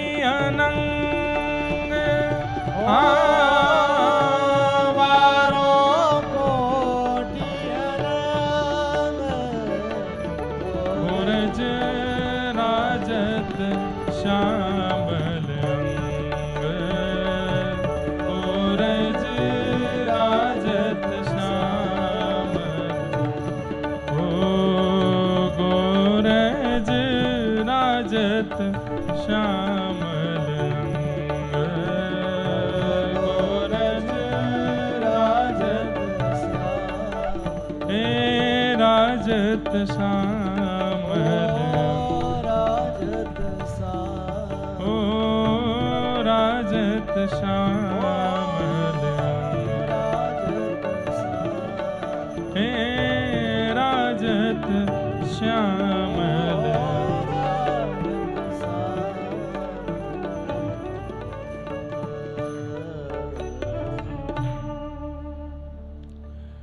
इस प्रकार 2.5 वर्ष की अवस्था में अपने पुत्र को इस स्थिति में देख करके श्री कुम्मन दास जी भावुक हो गए। बलिहार जा रहे हैं अपने पुत्र की। बंधुओं, अष्ट सखाओं में सबसे ज्यादा कृपा श्री कुम्मन दास जी के पुत्र चतुर्भुज दास जी पर है। क्यों? कोई 35 वर्ष की अवस्था में, कोई 30 वर्ष की अवस्था में, कोई 40 वर्ष की अवस्था में भगवत शरणागति को प्राप्त हुआ है। चतुर्भुज दास जी 11 दिन की अवस्था में शरणागति हो गई थी और 2.5 वर्ष की अवस्था से तो पद गाने लगे ठाकुर जी के। आप ठाकुर जी का दर्शन करने के लिए जाते थे। सूरदास जी, कुम्मन दास जी, परमानंद दास, जिनका चरित्र अभी हम सुनने वाले हैं, बड़े बड़े जितने भी कृष्णदास आदि सब बैठे होते थे और श्री कुम्मन दास जी अपने पुत्र को लेकर के आते। अच्छा, एक और बात, इन अष्ट सखाओं में सब अलग अलग परिवार के हैं। केवल कुम्मन दास और चतुर्भुज दास ये पिता पुत्र हैं।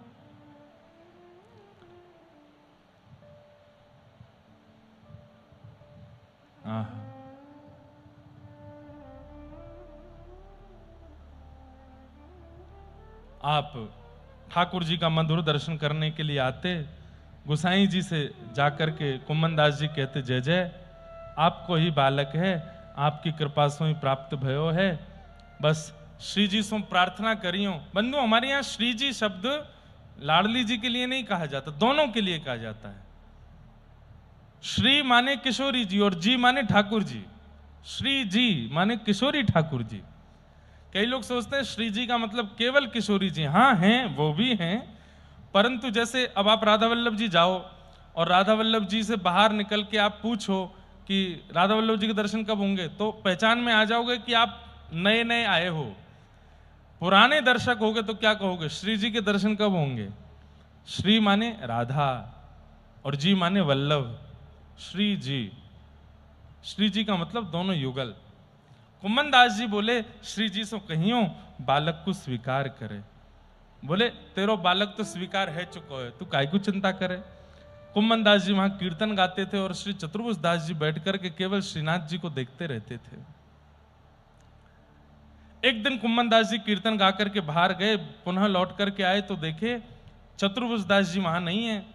पूरे मंदिर में खोजा, गिरिराज पर्वत पे खोजा, परिक्रमा में ढूंढ आए, आने और जतिपुरा सब जगह ढूंढा, लेकिन चतुर्भुज दास जी नहीं मिले। आप रोते हुए दोबारा लौट के मंदिर गए और गोसाई श्री विठलनाथ जी से जाके कहने लगे कि जय जय, लाला नहीं मिल रहा है, चतुर्भुज दास नहीं मिल रहा है। तब गोसाई श्री विठलनाथ जी बोले, वो तेरे लाला दिखाऊं कहां है? बोले दिखाओ। तभी आपने गिरिराज पर्वत के ऊपर से एक सुंदर वन की झरोखों में दिखाया, तो वहां श्रीनाथ जी चतुर्भुज दास जी के साथ खेल रहे थे और कुम्मन दास जी अपने पुत्र को ठाकुर जी के साथ खेलता हुआ देख रहे थे। कुम्मन दास जी की जो स्थिति हुई है, रो रो करके बेहाल हो गए। बोले, जय जय ने स्वीकार कर लियो मेरो लाला, मेरो लाला स्वीकार कर लियो जय जय ने। और महाराज ऐसी झांकी देख करके श्री कुम्मन दास जी आनंदित हो गए। नित्य आप चतुर्भुज दास जी को लेके चले जाते थे और वहां ठाकुर जी के मंदिर में भीतर जाते, बाहर नहीं आते, अंदर से अंदर गायब हो जाते। ठाकुर जी उनको लेकर के खेलने चले जाते। ऐसा प्रेम, ऐसा मोद बाल्यावस्था में ही श्री चतुर्भुज दास जी के साथ बढ़ने लगा। एक बार जन्माष्टमी का दिन था और श्री जन्माष्टमी के दिन सूरदास आदि सब बैठे थे। और तभी चतुर्भुज दास जी वहां आए और सबसे पहला पद सबकी आज्ञा से चतुर्भुज दास जी ने गाया। नयन भर देखूं नंद कुमार, नयन भर देखूं नंद, तादिन ते सब भूल गई हूँ, तादिन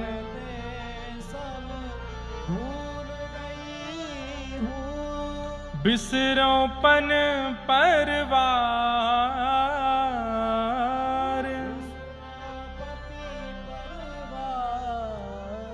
बिन देखे हूँ विकल भई हूँ,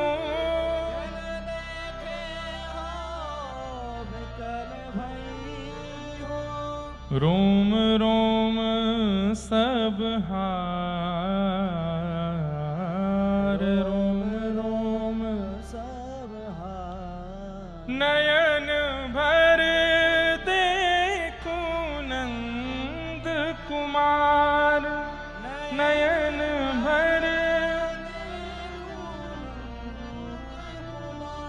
हे नयन भर देखूं नंद कुमार, नयन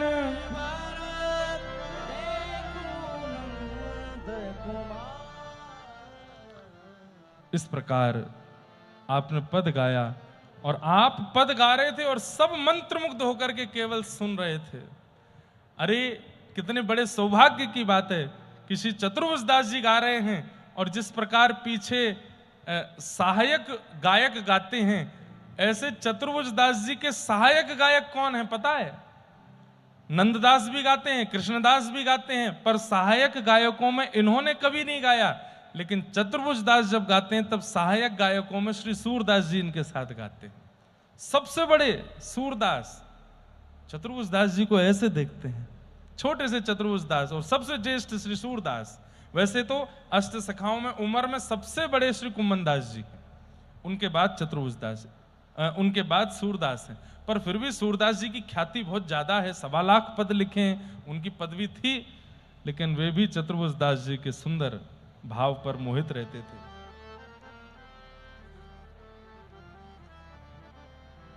एक दिन श्रीनाथ जी के दर्शन करने के लिए चतुर्भुज दास जी गए, सामने बैठ के कुछ गा रहे थे। 11-12 वर्ष की अवस्था, पतली सी आवाज बालकों जैसी, और ऊंची ऊंची तान लेकर के जब गाते थे श्रीनाथ जी झूम उठते थे।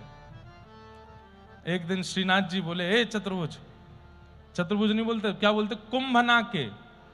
जैसे कई बार मित्रता में ऐसा होता है कि पिता का नाम लेके बोल दिया जाता है, ए उनके, जैसे किसी के पिता का नाम रमेश है, ओ रमेश के कहां जा रहा है, ऐसे मित्र आदि कभी कभी बोल देते हैं। तो ठाकुर जी क्या बोलते हैं चतुर्भुज दास जी को, ए कुंभना के। बोले हाँ जय जय, चोरी करेगो, कैसे करनी है? बोले तेरे पिताजी तो पूछ लियो, एक बार लेके गए हो मैं उनको। तो चतुर्भुज दास जी आज घर लौट के आए। अब सोच, ऐसा घर का माहौल कभी सोच के पढ़ रहा था जब मैं, तो मेरे को लग रहा था ऐसे कितना अच्छा लगता है ना, पिता पुत्र दोनों ठाकुर जी के संग लीला करते हैं और आपस में एकांत में बैठते थे। माँ और बाकी के 5 भाइयों के सामने बात नहीं करते थे चतुर्भुज दास जी और कुम्मन दास जी। ऊपर जाते थे, ऊपर एक भजन कुटी बना रखी थी कुम्मन दास जी ने, वहां अपने पुत्र को बैठाते और पिताजी पुत्र से, पुत्र पिताजी से, दोनों रस की चर्चा करते।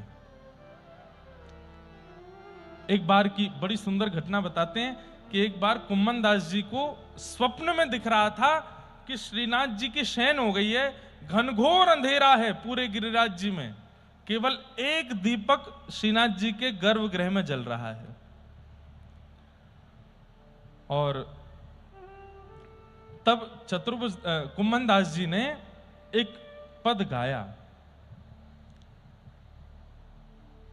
वे देखो बरत झरोखन, दीपक हरि पौढ़े ऊंची चित्र सारी। वे देखो बरत झरोखन, दीपक हरि पौढ़े ऊंची चित्र सारी। देखो वो एक दीपक जल रहा है, कहां? जहां हरि पौड़े हैं, जंगले में से दीपक की लौ के प्रकाश दिख रहा है। और इतना कहकर के चतुर्भुज दास जी स्वप्न में ही पद गा रहे थे और इतना गा करके रुक गए। इतने में ही अपनी मां के उस तरफ सो रहे थे श्री चतुर्भुज दास जी, और आगे की पंक्ति चतुर्भुज दास जी गाने लगे। कैसा संयोग! पिता ने एक पंक्ति गाई और गा करके इसके अलावा कुछ दिखा नहीं कुम्मन दास जी को, केवल इतना दिखा कि खिड़की में से लौ दिखाई दे रही है, दीपक जल रहा है ठाकुर जी के अंतर गर्भगृह में। चतुर्भुज दास जी क्या गाते हैं? सुंदर वदन निहारन कारण, सुंदर वदन निहारन राखे हैं बहु जतन कर प्यारी, राखे बहु जतन कर प्यारी। समझ में आई बात? पिताजी, आपको जो दीपक से, आपको जो झरोके से दीपक दिख रहा है श्रीनाथ जी के सुंदर गर्भगृह में, वो दीपक बहुत जतन करके श्री प्यारी जी ने प्रज्वलित किया है, किशोरी जी ने। क्यों? बोले इतनी श्याम घटा हो रही है बाहर, इतनी काली निशा है, आज की अमावस्या की रात्रि है, श्याम सुंदर दिख नहीं रहे हैं, तो श्याम सुंदर के श्री अंग को देखने के लिए किशोरी जी ने वो दीप प्रज्वलित किया है। कुम्मन दास जी उठ करके रोने लगे और अपने पुत्र को हृदय से लगा लिया। बोले कि मेरी अवस्था 90 के आसपास हो गई, अनुभव मुझे नहीं होते हैं जो अनुभव मेरे पुत्र को होते हैं।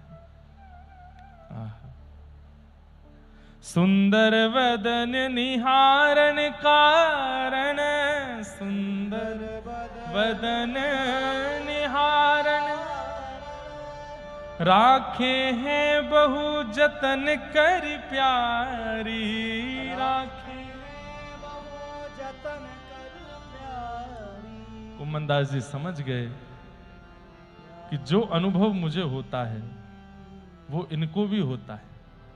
तब कुम्मन दास जी ने कही, लाला पद पूरा करो।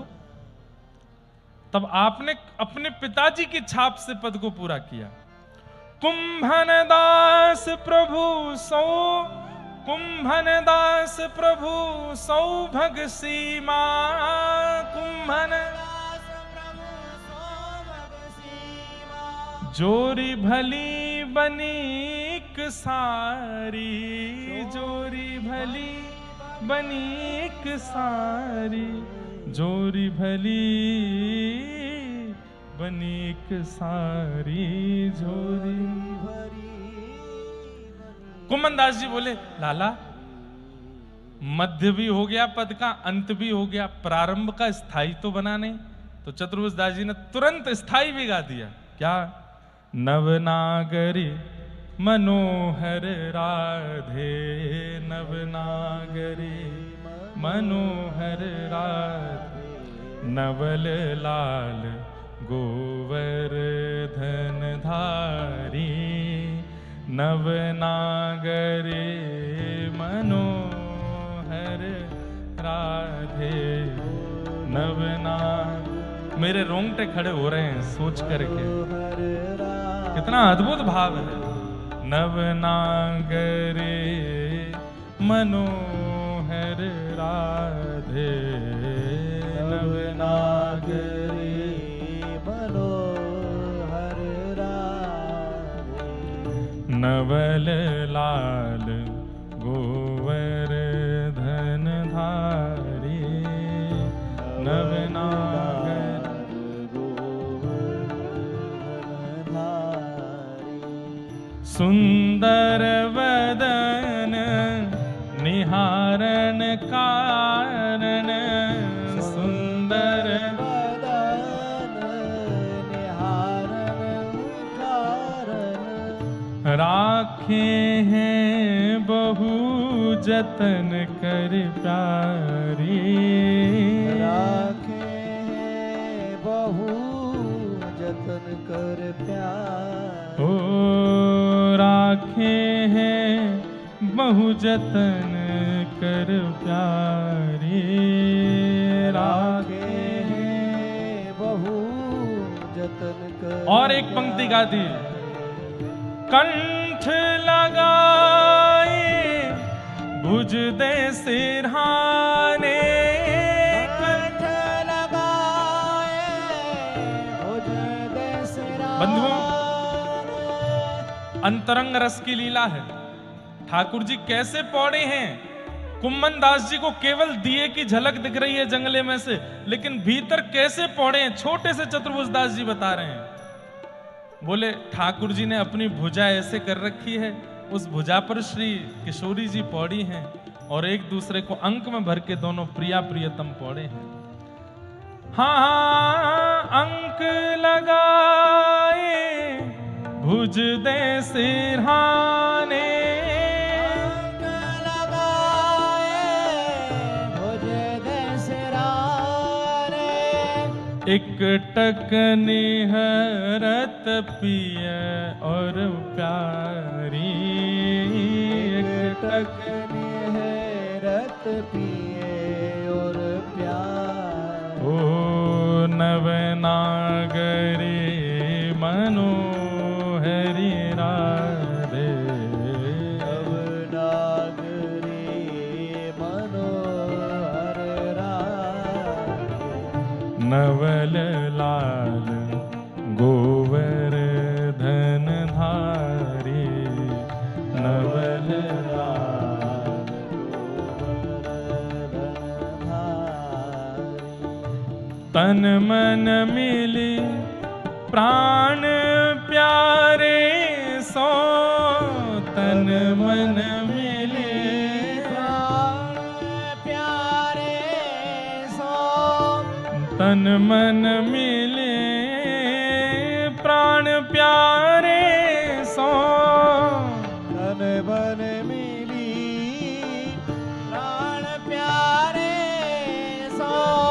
सोनवतम रस बाढ़्यो अति भारी, सोनव रस तम बाढ़्यो अति प्यारी। हे कुम्हर दास प्रभु सौभग सीमा, दास प्रभु सौभग सीमा। कुम्हर दास प्रभु सौभग सीमा, दास प्रभु सौभग सीमा। जोरी भली बनी एक सारी, भली बनी एक सारी। हाँ जोरी भली बनी एक सारी, जोरी भली बनी एक सारी। हे नवनागरी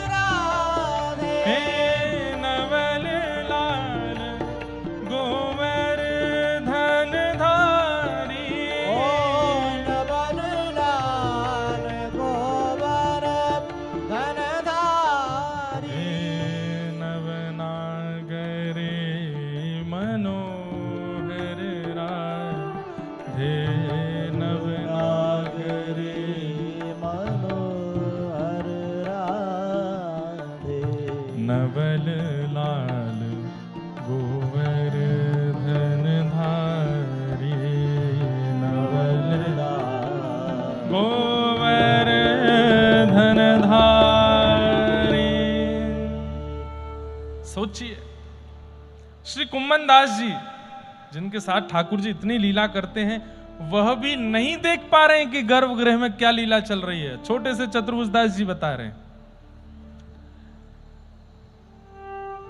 एक दिन चतुर्भुज दास जी ठाकुर जी का दर्शन कर रहे थे, सो इतने में ही ठाकुर जी बोले, ए कुंभना के, बोले हाँ, चोरी करवे चलेगो मेरे संग? जय जय, कैसे कैसे? अपने पिता से पूछियो कैसे। कुम्भन दास जी दौड़े दौड़े आए, पिताजी को लेके भजन कुट्टी ऊपर छत पे गए। पिताजी बोले, कहा बात लाला, क्या अनुभव बताओ। बोले, अनुभव नहीं पिताजी, आज सरकार जय जय श्रीनाथ जी मुझसे बोल रहे हैं चोरी करवे चलेगो। तो मैंने पूछी कैसे, तो बोले अपने पिताजी तो पूछ के आ। कुम्भन दास जी के नेत्र सजल हो गए। बोले, अरे चतुर्भुज दास, आज तो को बताऊं, तेरो नाम भी तो वही चोरी लीलाती रखो मैंने। और कैसे चोरी वो लीला हुई, एक सखी के यहाँ गए, माखन चुरा के आए, चतुर्भुज रूप में ठाकुर जी देखे, सब कथा चतुर्भुज दास जी को सुनाई। लाला जरूर जाइयो संग में, और जय जय को खूब रंग भड़इयो, खूब आनंद करइयो। और श्री चतुर्भुज दास जी ठाकुर जी के साथ चोरी करने के लिए गए हैं। आहा, कैसी चोरी करने के लिए गए हैं?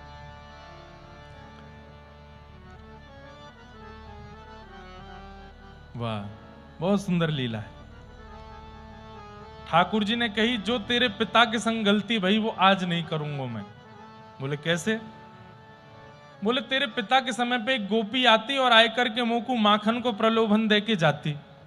वहां के घर जाए के हमने मक्खन चुरायो, पर जैसे ही तेरो कुंभन पिता ने झूमो, सोई मटकी गिर गई। गोपी ने आए के वहां को पकड़ के खूब पिटाई कर दी बाकी। बोले, अब की बार एक गोपी आवे और वो दूध को प्रलोभन दे मुझे। बोले कैसे? बोले, मेरे यहाँ अधोटो दूध है। अधोटो दूध किसको कहते हैं? जिसको ओटाते ओटाते ओटाते ओटाते दूध लाल पड़ जाए, वो अधोटा दूध होता है। और उसकी रबड़ी खीर इतनी स्वादिष्ट बनती है, ठाकुर जी को बहुत भाती है। और बोले, अधोटे दूध की खीर बनावे, रोज पीछे से दिखा के चली जाए। मुकू वाके घर को दूध पीनो। कुम्भन चतुर्भुज दास, तू चल मेरे संग। बोले, जय जय कैसे करेंगे, कहा करेंगे? बोले, तू बस चल, और अब के वो गलती ना करेंगे जो तेरे पिता के संग करी। बोले, कहा करेंगे? अब के सावधानी सुरक्षा लेके चलेंगे। बोले, कैसी सुरक्षा?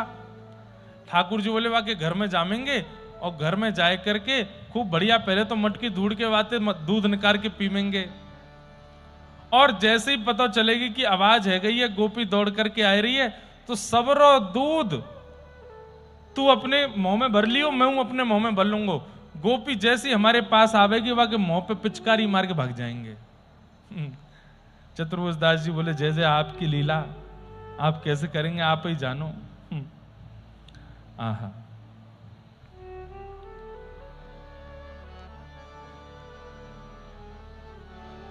आनी हरि पाए होनी के,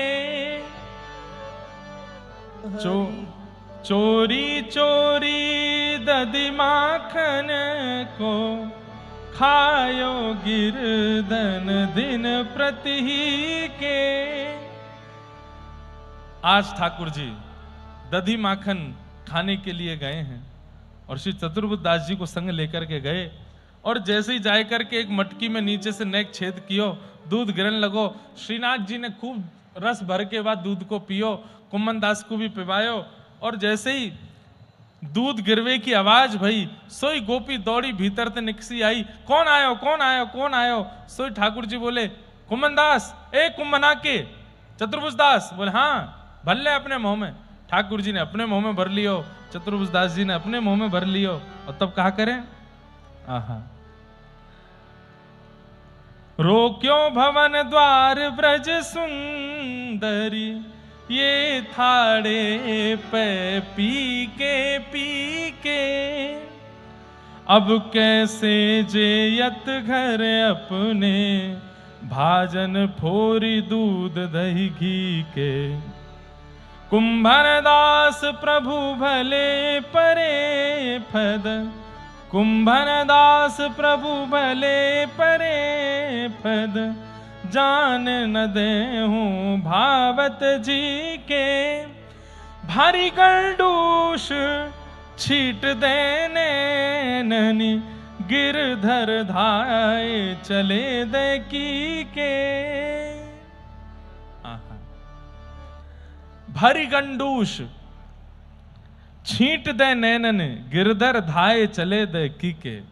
अपने मुंह में पूरा दूध भर के, जैसे ही वो गोपी समीप आई, अंधेरा था, दिख तो रहे नहीं थे, जैसे ही पास आ गई, कौन है कौन है कौन है, जैसी पास में आई सो ठाकुर जी ने निशानों लगा के वाकई आंखन में ही पूरा दूध मुंह में भरो भयो, पिचकारी मार के आंखन में मार दियो। और श्री ठाकुर जी दौड़ करके कुंभन के पुत्र चतुर्भुज दास जी को हाथ पकड़ करके अपने संग लेकर के वहां से भागे। ऐसे ठाकुर जी मधुर लीला श्री चतुर्भुज दास जी के संग में करते हैं। कभी किसी पर्वत पर, कभी किसी सरोवर में, कभी कहीं ठाकुर जी की ऐसी मधुर लीलाओं का अनुभव श्री चतुर्भुज दास जी को होता है। आहा। सुभग श्रृंगार निरख मोहन को, ले दर्पण किए पियहि दिखावे, आप उन नैन निहारिए बलि जाऊं, आज की छवि कछु कहत न आवे। आप एक दिन पद गा रहे थे, गोसाई श्री विठलनाथ जी ठाकुर जी को श्रृंगार के बाद आरसी दिखा रहे हैं, दर्पण दिखा रहे हैं, और दर्पण दिखा के जब स्वयं देख रहे हैं तो श्री चतुर्भुज दास जी ने गाया, आज की छवि जैसी है ऐसी पहले कभी थी ही नहीं। तब एक वैष्णव ने कहा, श्रीनाथ जी नित्य हैं, श्रीनाथ जी नित्य विराजते हैं, आपने आज की छवि जैसी पहले नहीं थी ऐसा कहकर के पूर्व की सारी छवियों की अवहेलना की है। तब कुंभन दास जी बोले, तब चतुर्भुज दास जी बोले, अरे भैया पूर्व छवि की अवहेलना नहीं करिए, बल्कि यूं कहिए लाला, आप दिन प्रति सुंदर ही सुंदर होते जा रहे हैं, इतने सुंदर होते जा रहे हैं, इतने सुंदर होते जा रहे हैं कि आज की सुंदरता कल को फीको कर रही है। ये भाव है आपको, तुम गलत अर्थ मत निकालो। तब उस वैष्णव का मन का संशय ठीक हुआ। एक दिन गोसाई जी ने आपको आज्ञा की, चलो चतुर्भुज दास। बोले कहां? द्वारिका यात्रा पर। द्वारिका का नाम सुनते ही चतुर्भुज दास जी तो विह्वल हो गए, गुरुदेव से कैसे मना करूं कि मुझे नहीं जाना है। तब आपने ठाकुर जी से प्रार्थना करी, हे मेरे संग खेलन वाले गिरधारी, कभी पर्वत ले जाओ, कभी सरोवर ले जाओ, कभी माखन चोरी कराओ, कभी दूध चोरी कराओ, आज अपने या सखा की एक इच्छा पूरी करो। ठाकुर जी बोले कहा बात है? बोले गुसाई जी ने आज्ञा कर दी है कि मुकु लेकर के द्वारिका जानो, चाहे दर्शन करवे। अब मैं तो आपके बिना रह ना सकूं, आप सो दूर जाए ना सकूं, जय जय कछु कृपा करो, मुकु ना जानो पड़े। ठाकुर जी बोले सुबह तक कछु ना कछु लीला होएगी, चिंता मत करे। पर सुबह हो गई, ठाकुर जी ने कोई लीला नहीं करी। गोसाई जी ने आज्ञा करी, चतुर्भुज दास सब सामान रखो, चलो द्वारिका दर्शन करके आवे। अब गुरुदेव से मना भी नहीं कर पा रहे हैं, ठाकुर जी की ओर टेढ़ी टेढ़ी नजरों से देखते हैं, जय जय कछु तो करो। ठाकुर जी बोले हाँ अभी कर रहा हूं, अभी कर रहा हूं, तू चल। नेक आगे बढ़ेगा तब तक कछु है जाएगा, नेक दूर तो जा। चतुर्भुज दास जी चलते जा रहे हैं और पीछे मुड़ मुड़ के रो रहे हैं, जय जय कछु तो करो, ये ले जाएंगे मुंह को। अरे नेक और चलो जा, फिर मैं बुला लूंगा। नेक और चले, जय जय ऐसे करते करते मुंह को द्वारिका भेज दोगे। अरे अब तो कछु कर दो, मुंह वापस बुला लो, मैं आपके बिना ना ही रह पाऊंगा। ठाकुर जी बोले हाँ बस नेक और करते करते करते करते चतुर्भुज दास जी इतनी दूर पहुंच गए कि गिरिराज पर्वत दिखना बंद हो गया, ठाकुर जी का मंदिर दिखना बंद हो गया, ठाकुर जी की ध्वजा दिखनी बंद हो गई। और जैसे ही पीछे मुड़ के देखा, अब ध्वजा पर्वत मंदिर कुछ नहीं दिख रहा है, घने जंगल में पहुंच गए। तभी आप मूर्छित होकर के गिर पड़े। आपके गुरुदेव को जैसे ही पता चला, दौड़ करके पीछे जाके चतुर्भुज दास जी को गोद में उठाया, मुख पर छींटा लगाया, आप होश में आए। अरे चतुर्भुज दास कहां भय हो, तू कैसे गिर गए हो? आप रोने लगे और आचार्य चरण से बोले, जय जय मुझको क्षमा कर दो, मैं द्वारिका नहीं जा पाऊंगा। बोले क्यों? मेरे प्राण इनमें बसे हैं, इन्हें छोड़ मैं कहीं और नहीं जा सकूं। जय जय। तभी आप दौड़ करके गए और दौड़ करके जा करके बाकी छवि श्री गिरधर लाल जी की सामने थाड़ी है और सन्मुख बैठ करके आपने पद गाया, गोवर्धन वासी सांवरे, गोवर्धन वासी सांवरे। बहुत बड़ा पद है बंधुओं, जितनी ठाकुर जी कृपा करेंगे उतना पद हम लोग गाएंगे। सब लोग ध्यान से सुनिएगा। गोवर्धन वासी सांवरे,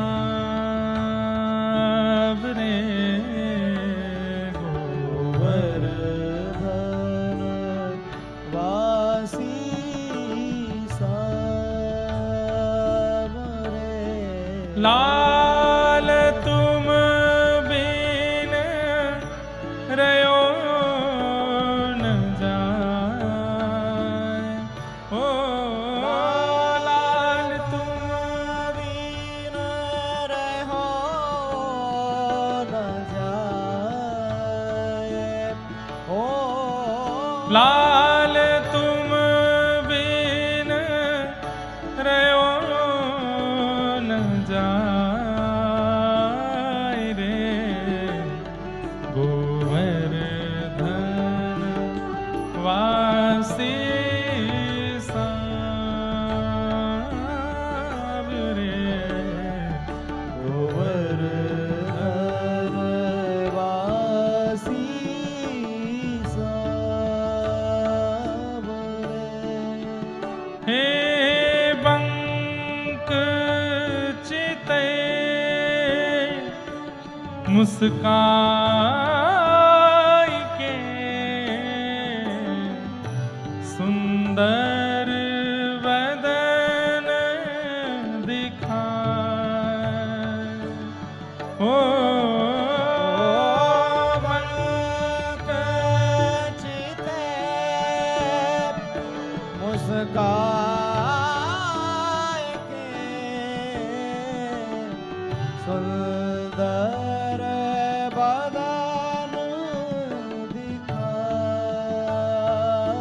हे नाथ, मेरी गलती नहीं है, ये बाकी अदा से खड़े होकर के अपने नील सरोवर जैसे तन को आपने मुझको दिखा करके प्रेमी बनाया है और अब आप अपने आप से मुझे दूर कर रहे हैं।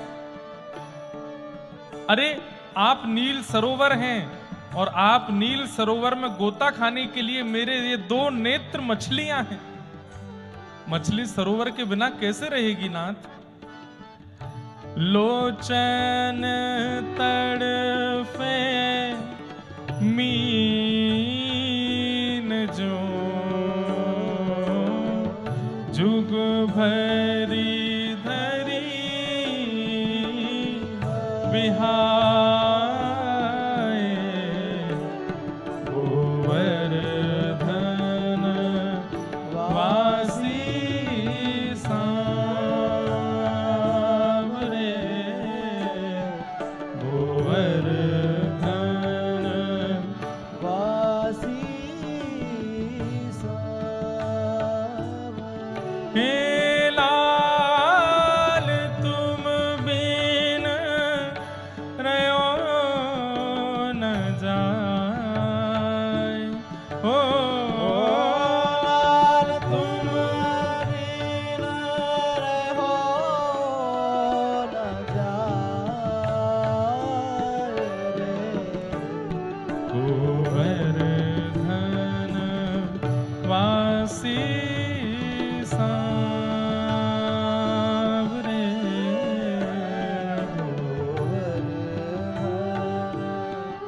वासी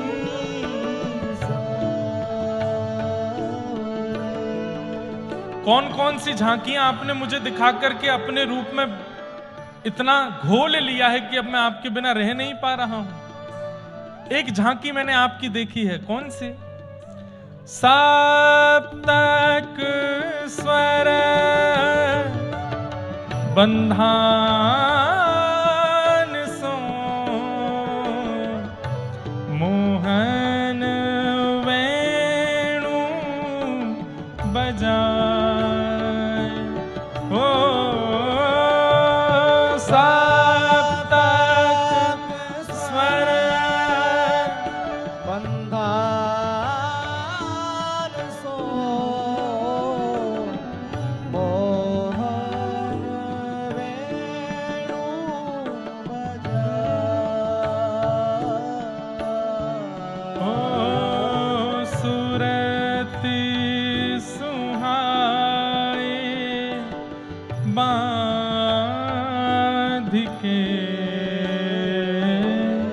मधुरे मधुरे गाए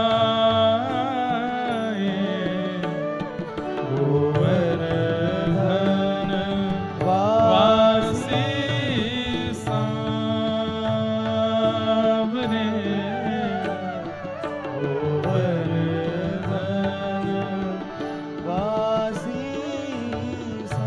कैसी झांकी है। बोले सातों स्वरों को एकाग्र करके आप वेणु बजाते हैं और वेणु बज सूरत सुहाए बांध के मधुरे मधुरे गाए और बीच बीच में तान देते देते बजाते बजाते आप बीच में गाने लग जाते हो। इतना सुंदर आपका स्वर, उतनी सुंदर आपकी वेणु, और जब आप अपने कोमल मुख से गान करते हैं, वेणु बजाते हैं नाथ, उस झांकी को देखने के बाद कोई आपके बगैर कैसे रह सकता है। इसलिए नाथ मुझसे दूर मत जाइए, मैं आपके बिना रह नहीं पाऊंगा। रसिक रसीली बोलिनी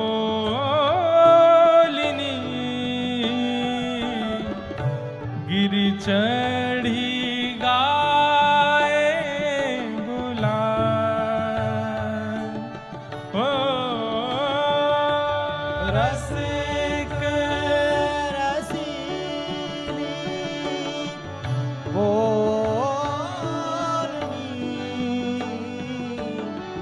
गिर चढ़ी गाए बुलाए। ओ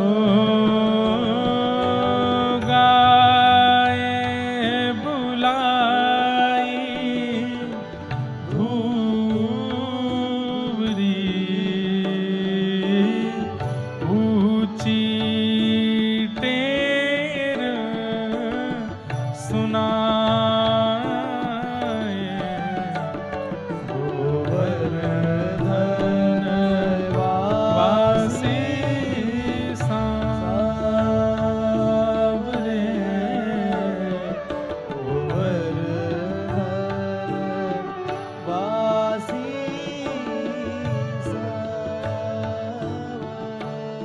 चतुर्भुज दास जी कह रहे हैं नाथ, दूर चल रही गैयाओं को बुलाने के लिए बड़ी बुलंद आवाज चाहिए होती है।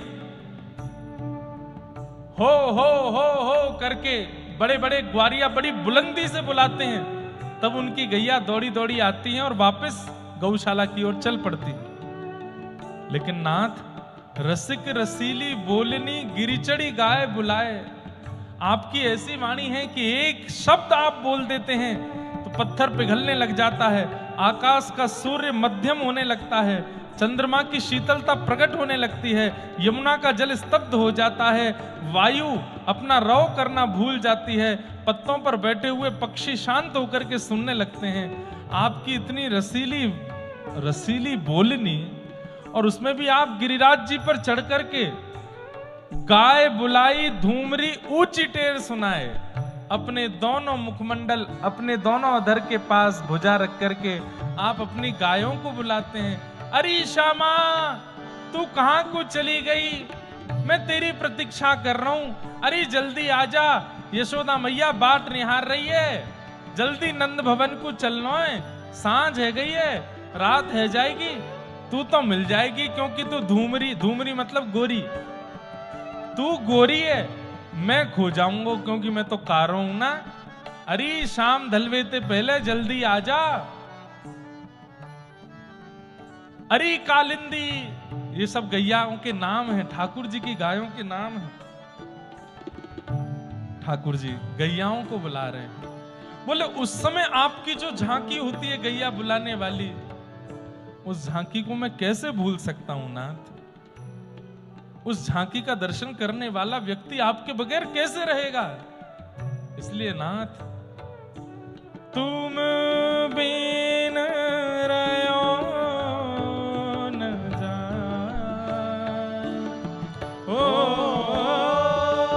तुम बिन रहो न जाए रे। गोवर्धन वासी सांब रे, गोवर्धन वासी सांब रे।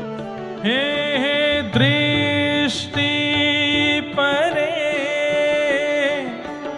जागोशते,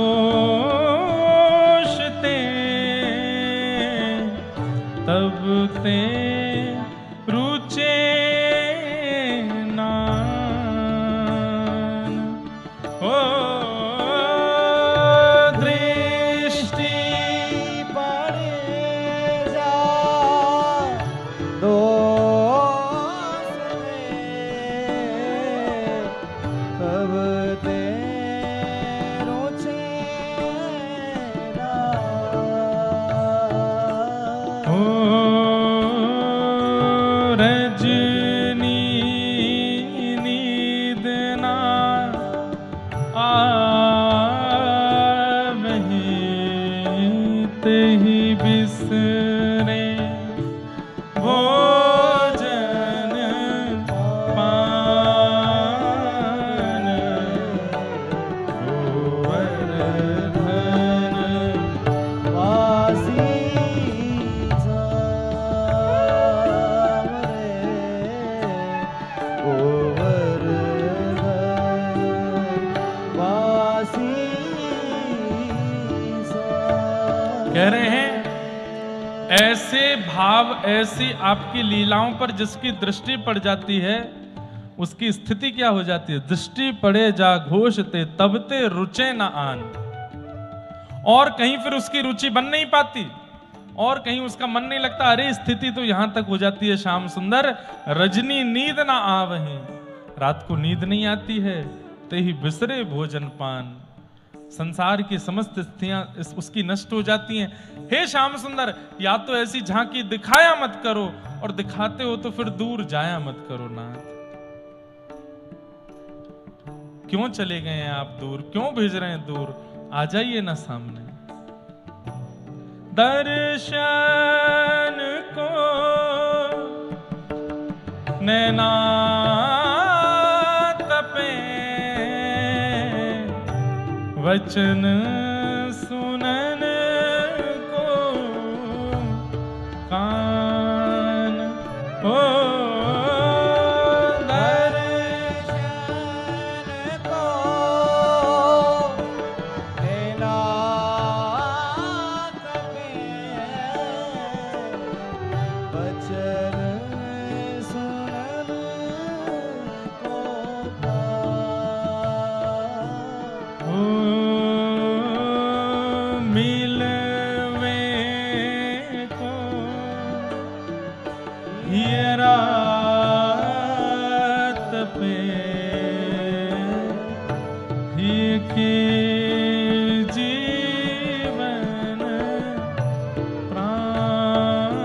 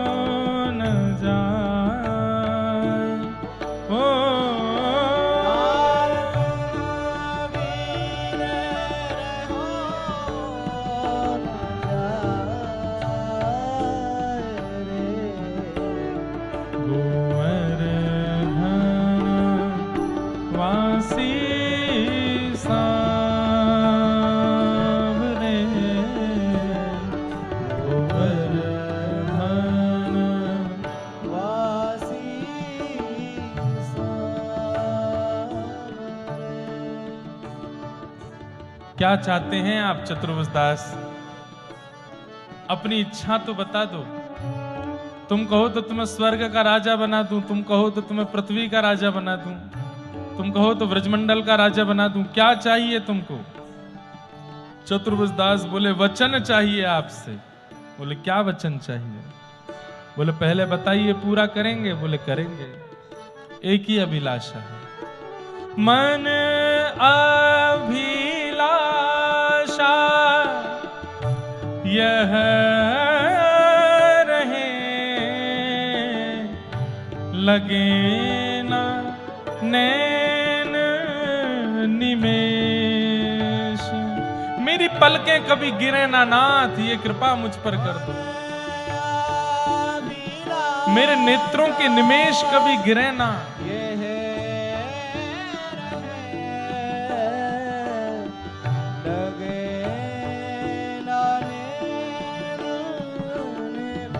और अनमिष होके क्या करोगे?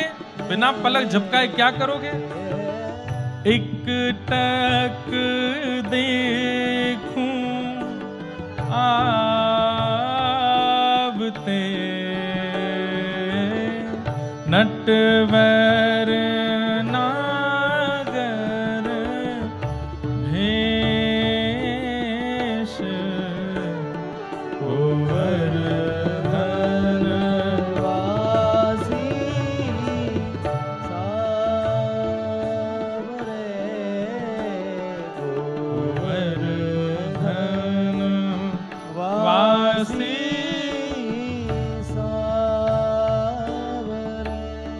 लाल तुम बिन रयो न जाए।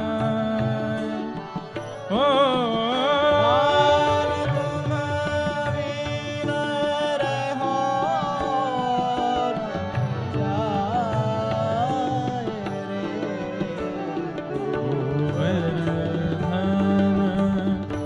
वासी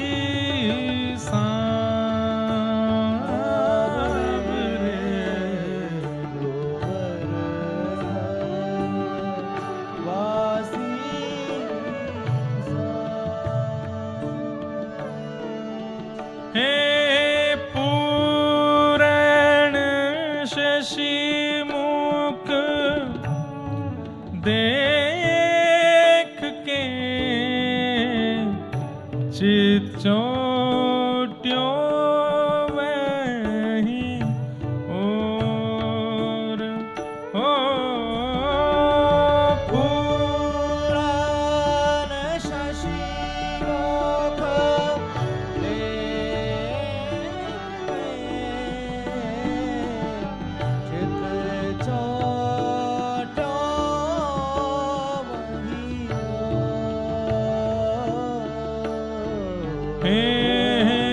रूप सुधारस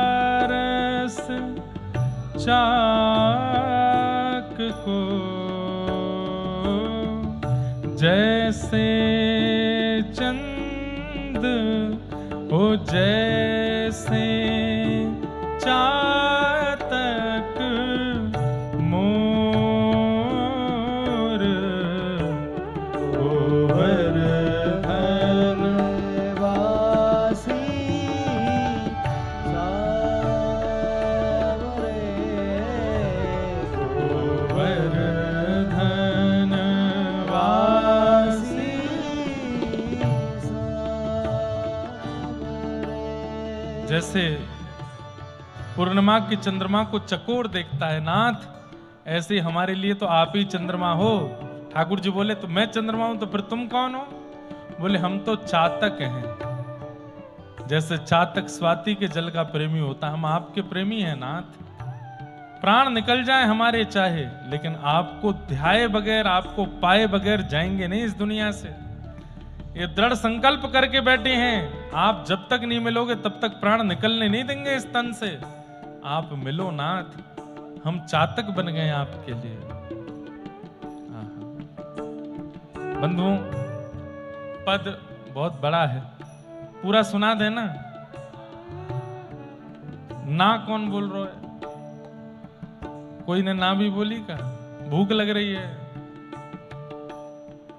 हमने शायद इस पद की व्याख्या, पूरे पद की व्याख्या 1.5-2 साल पहले की होगी, तब से आज कर रहे हैं।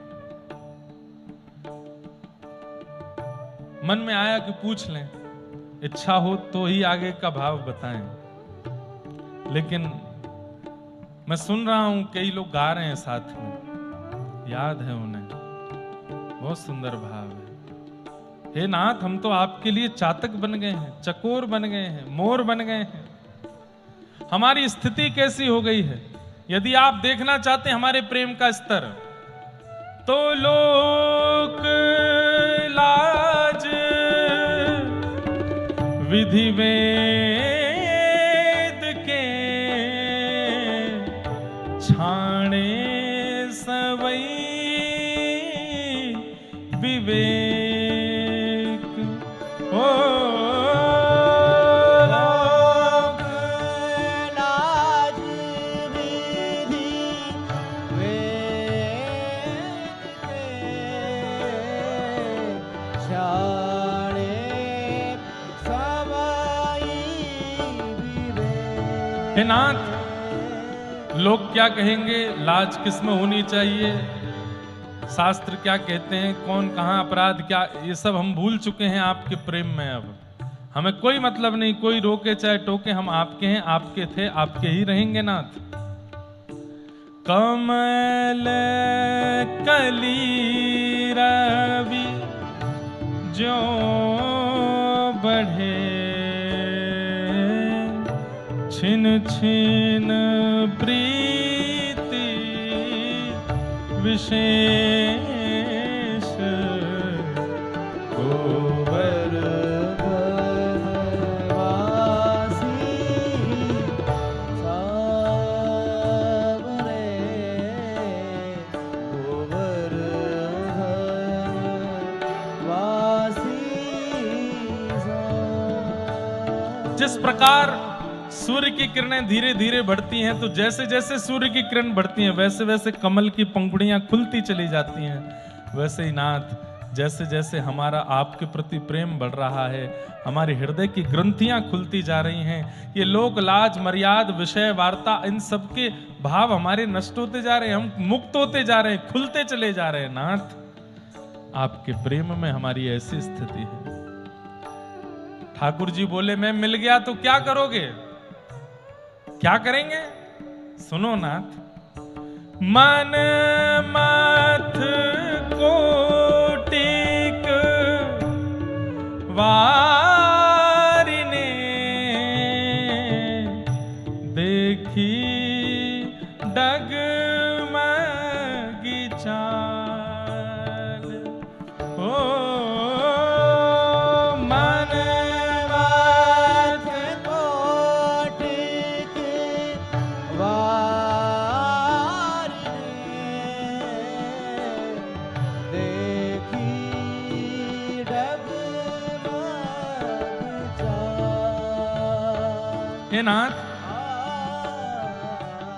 आप जब ये चाल टेढ़ी सी चले,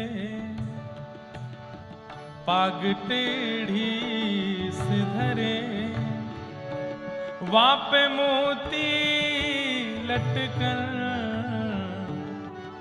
डोले व्रज कुंजों में झूम के राधा रमन।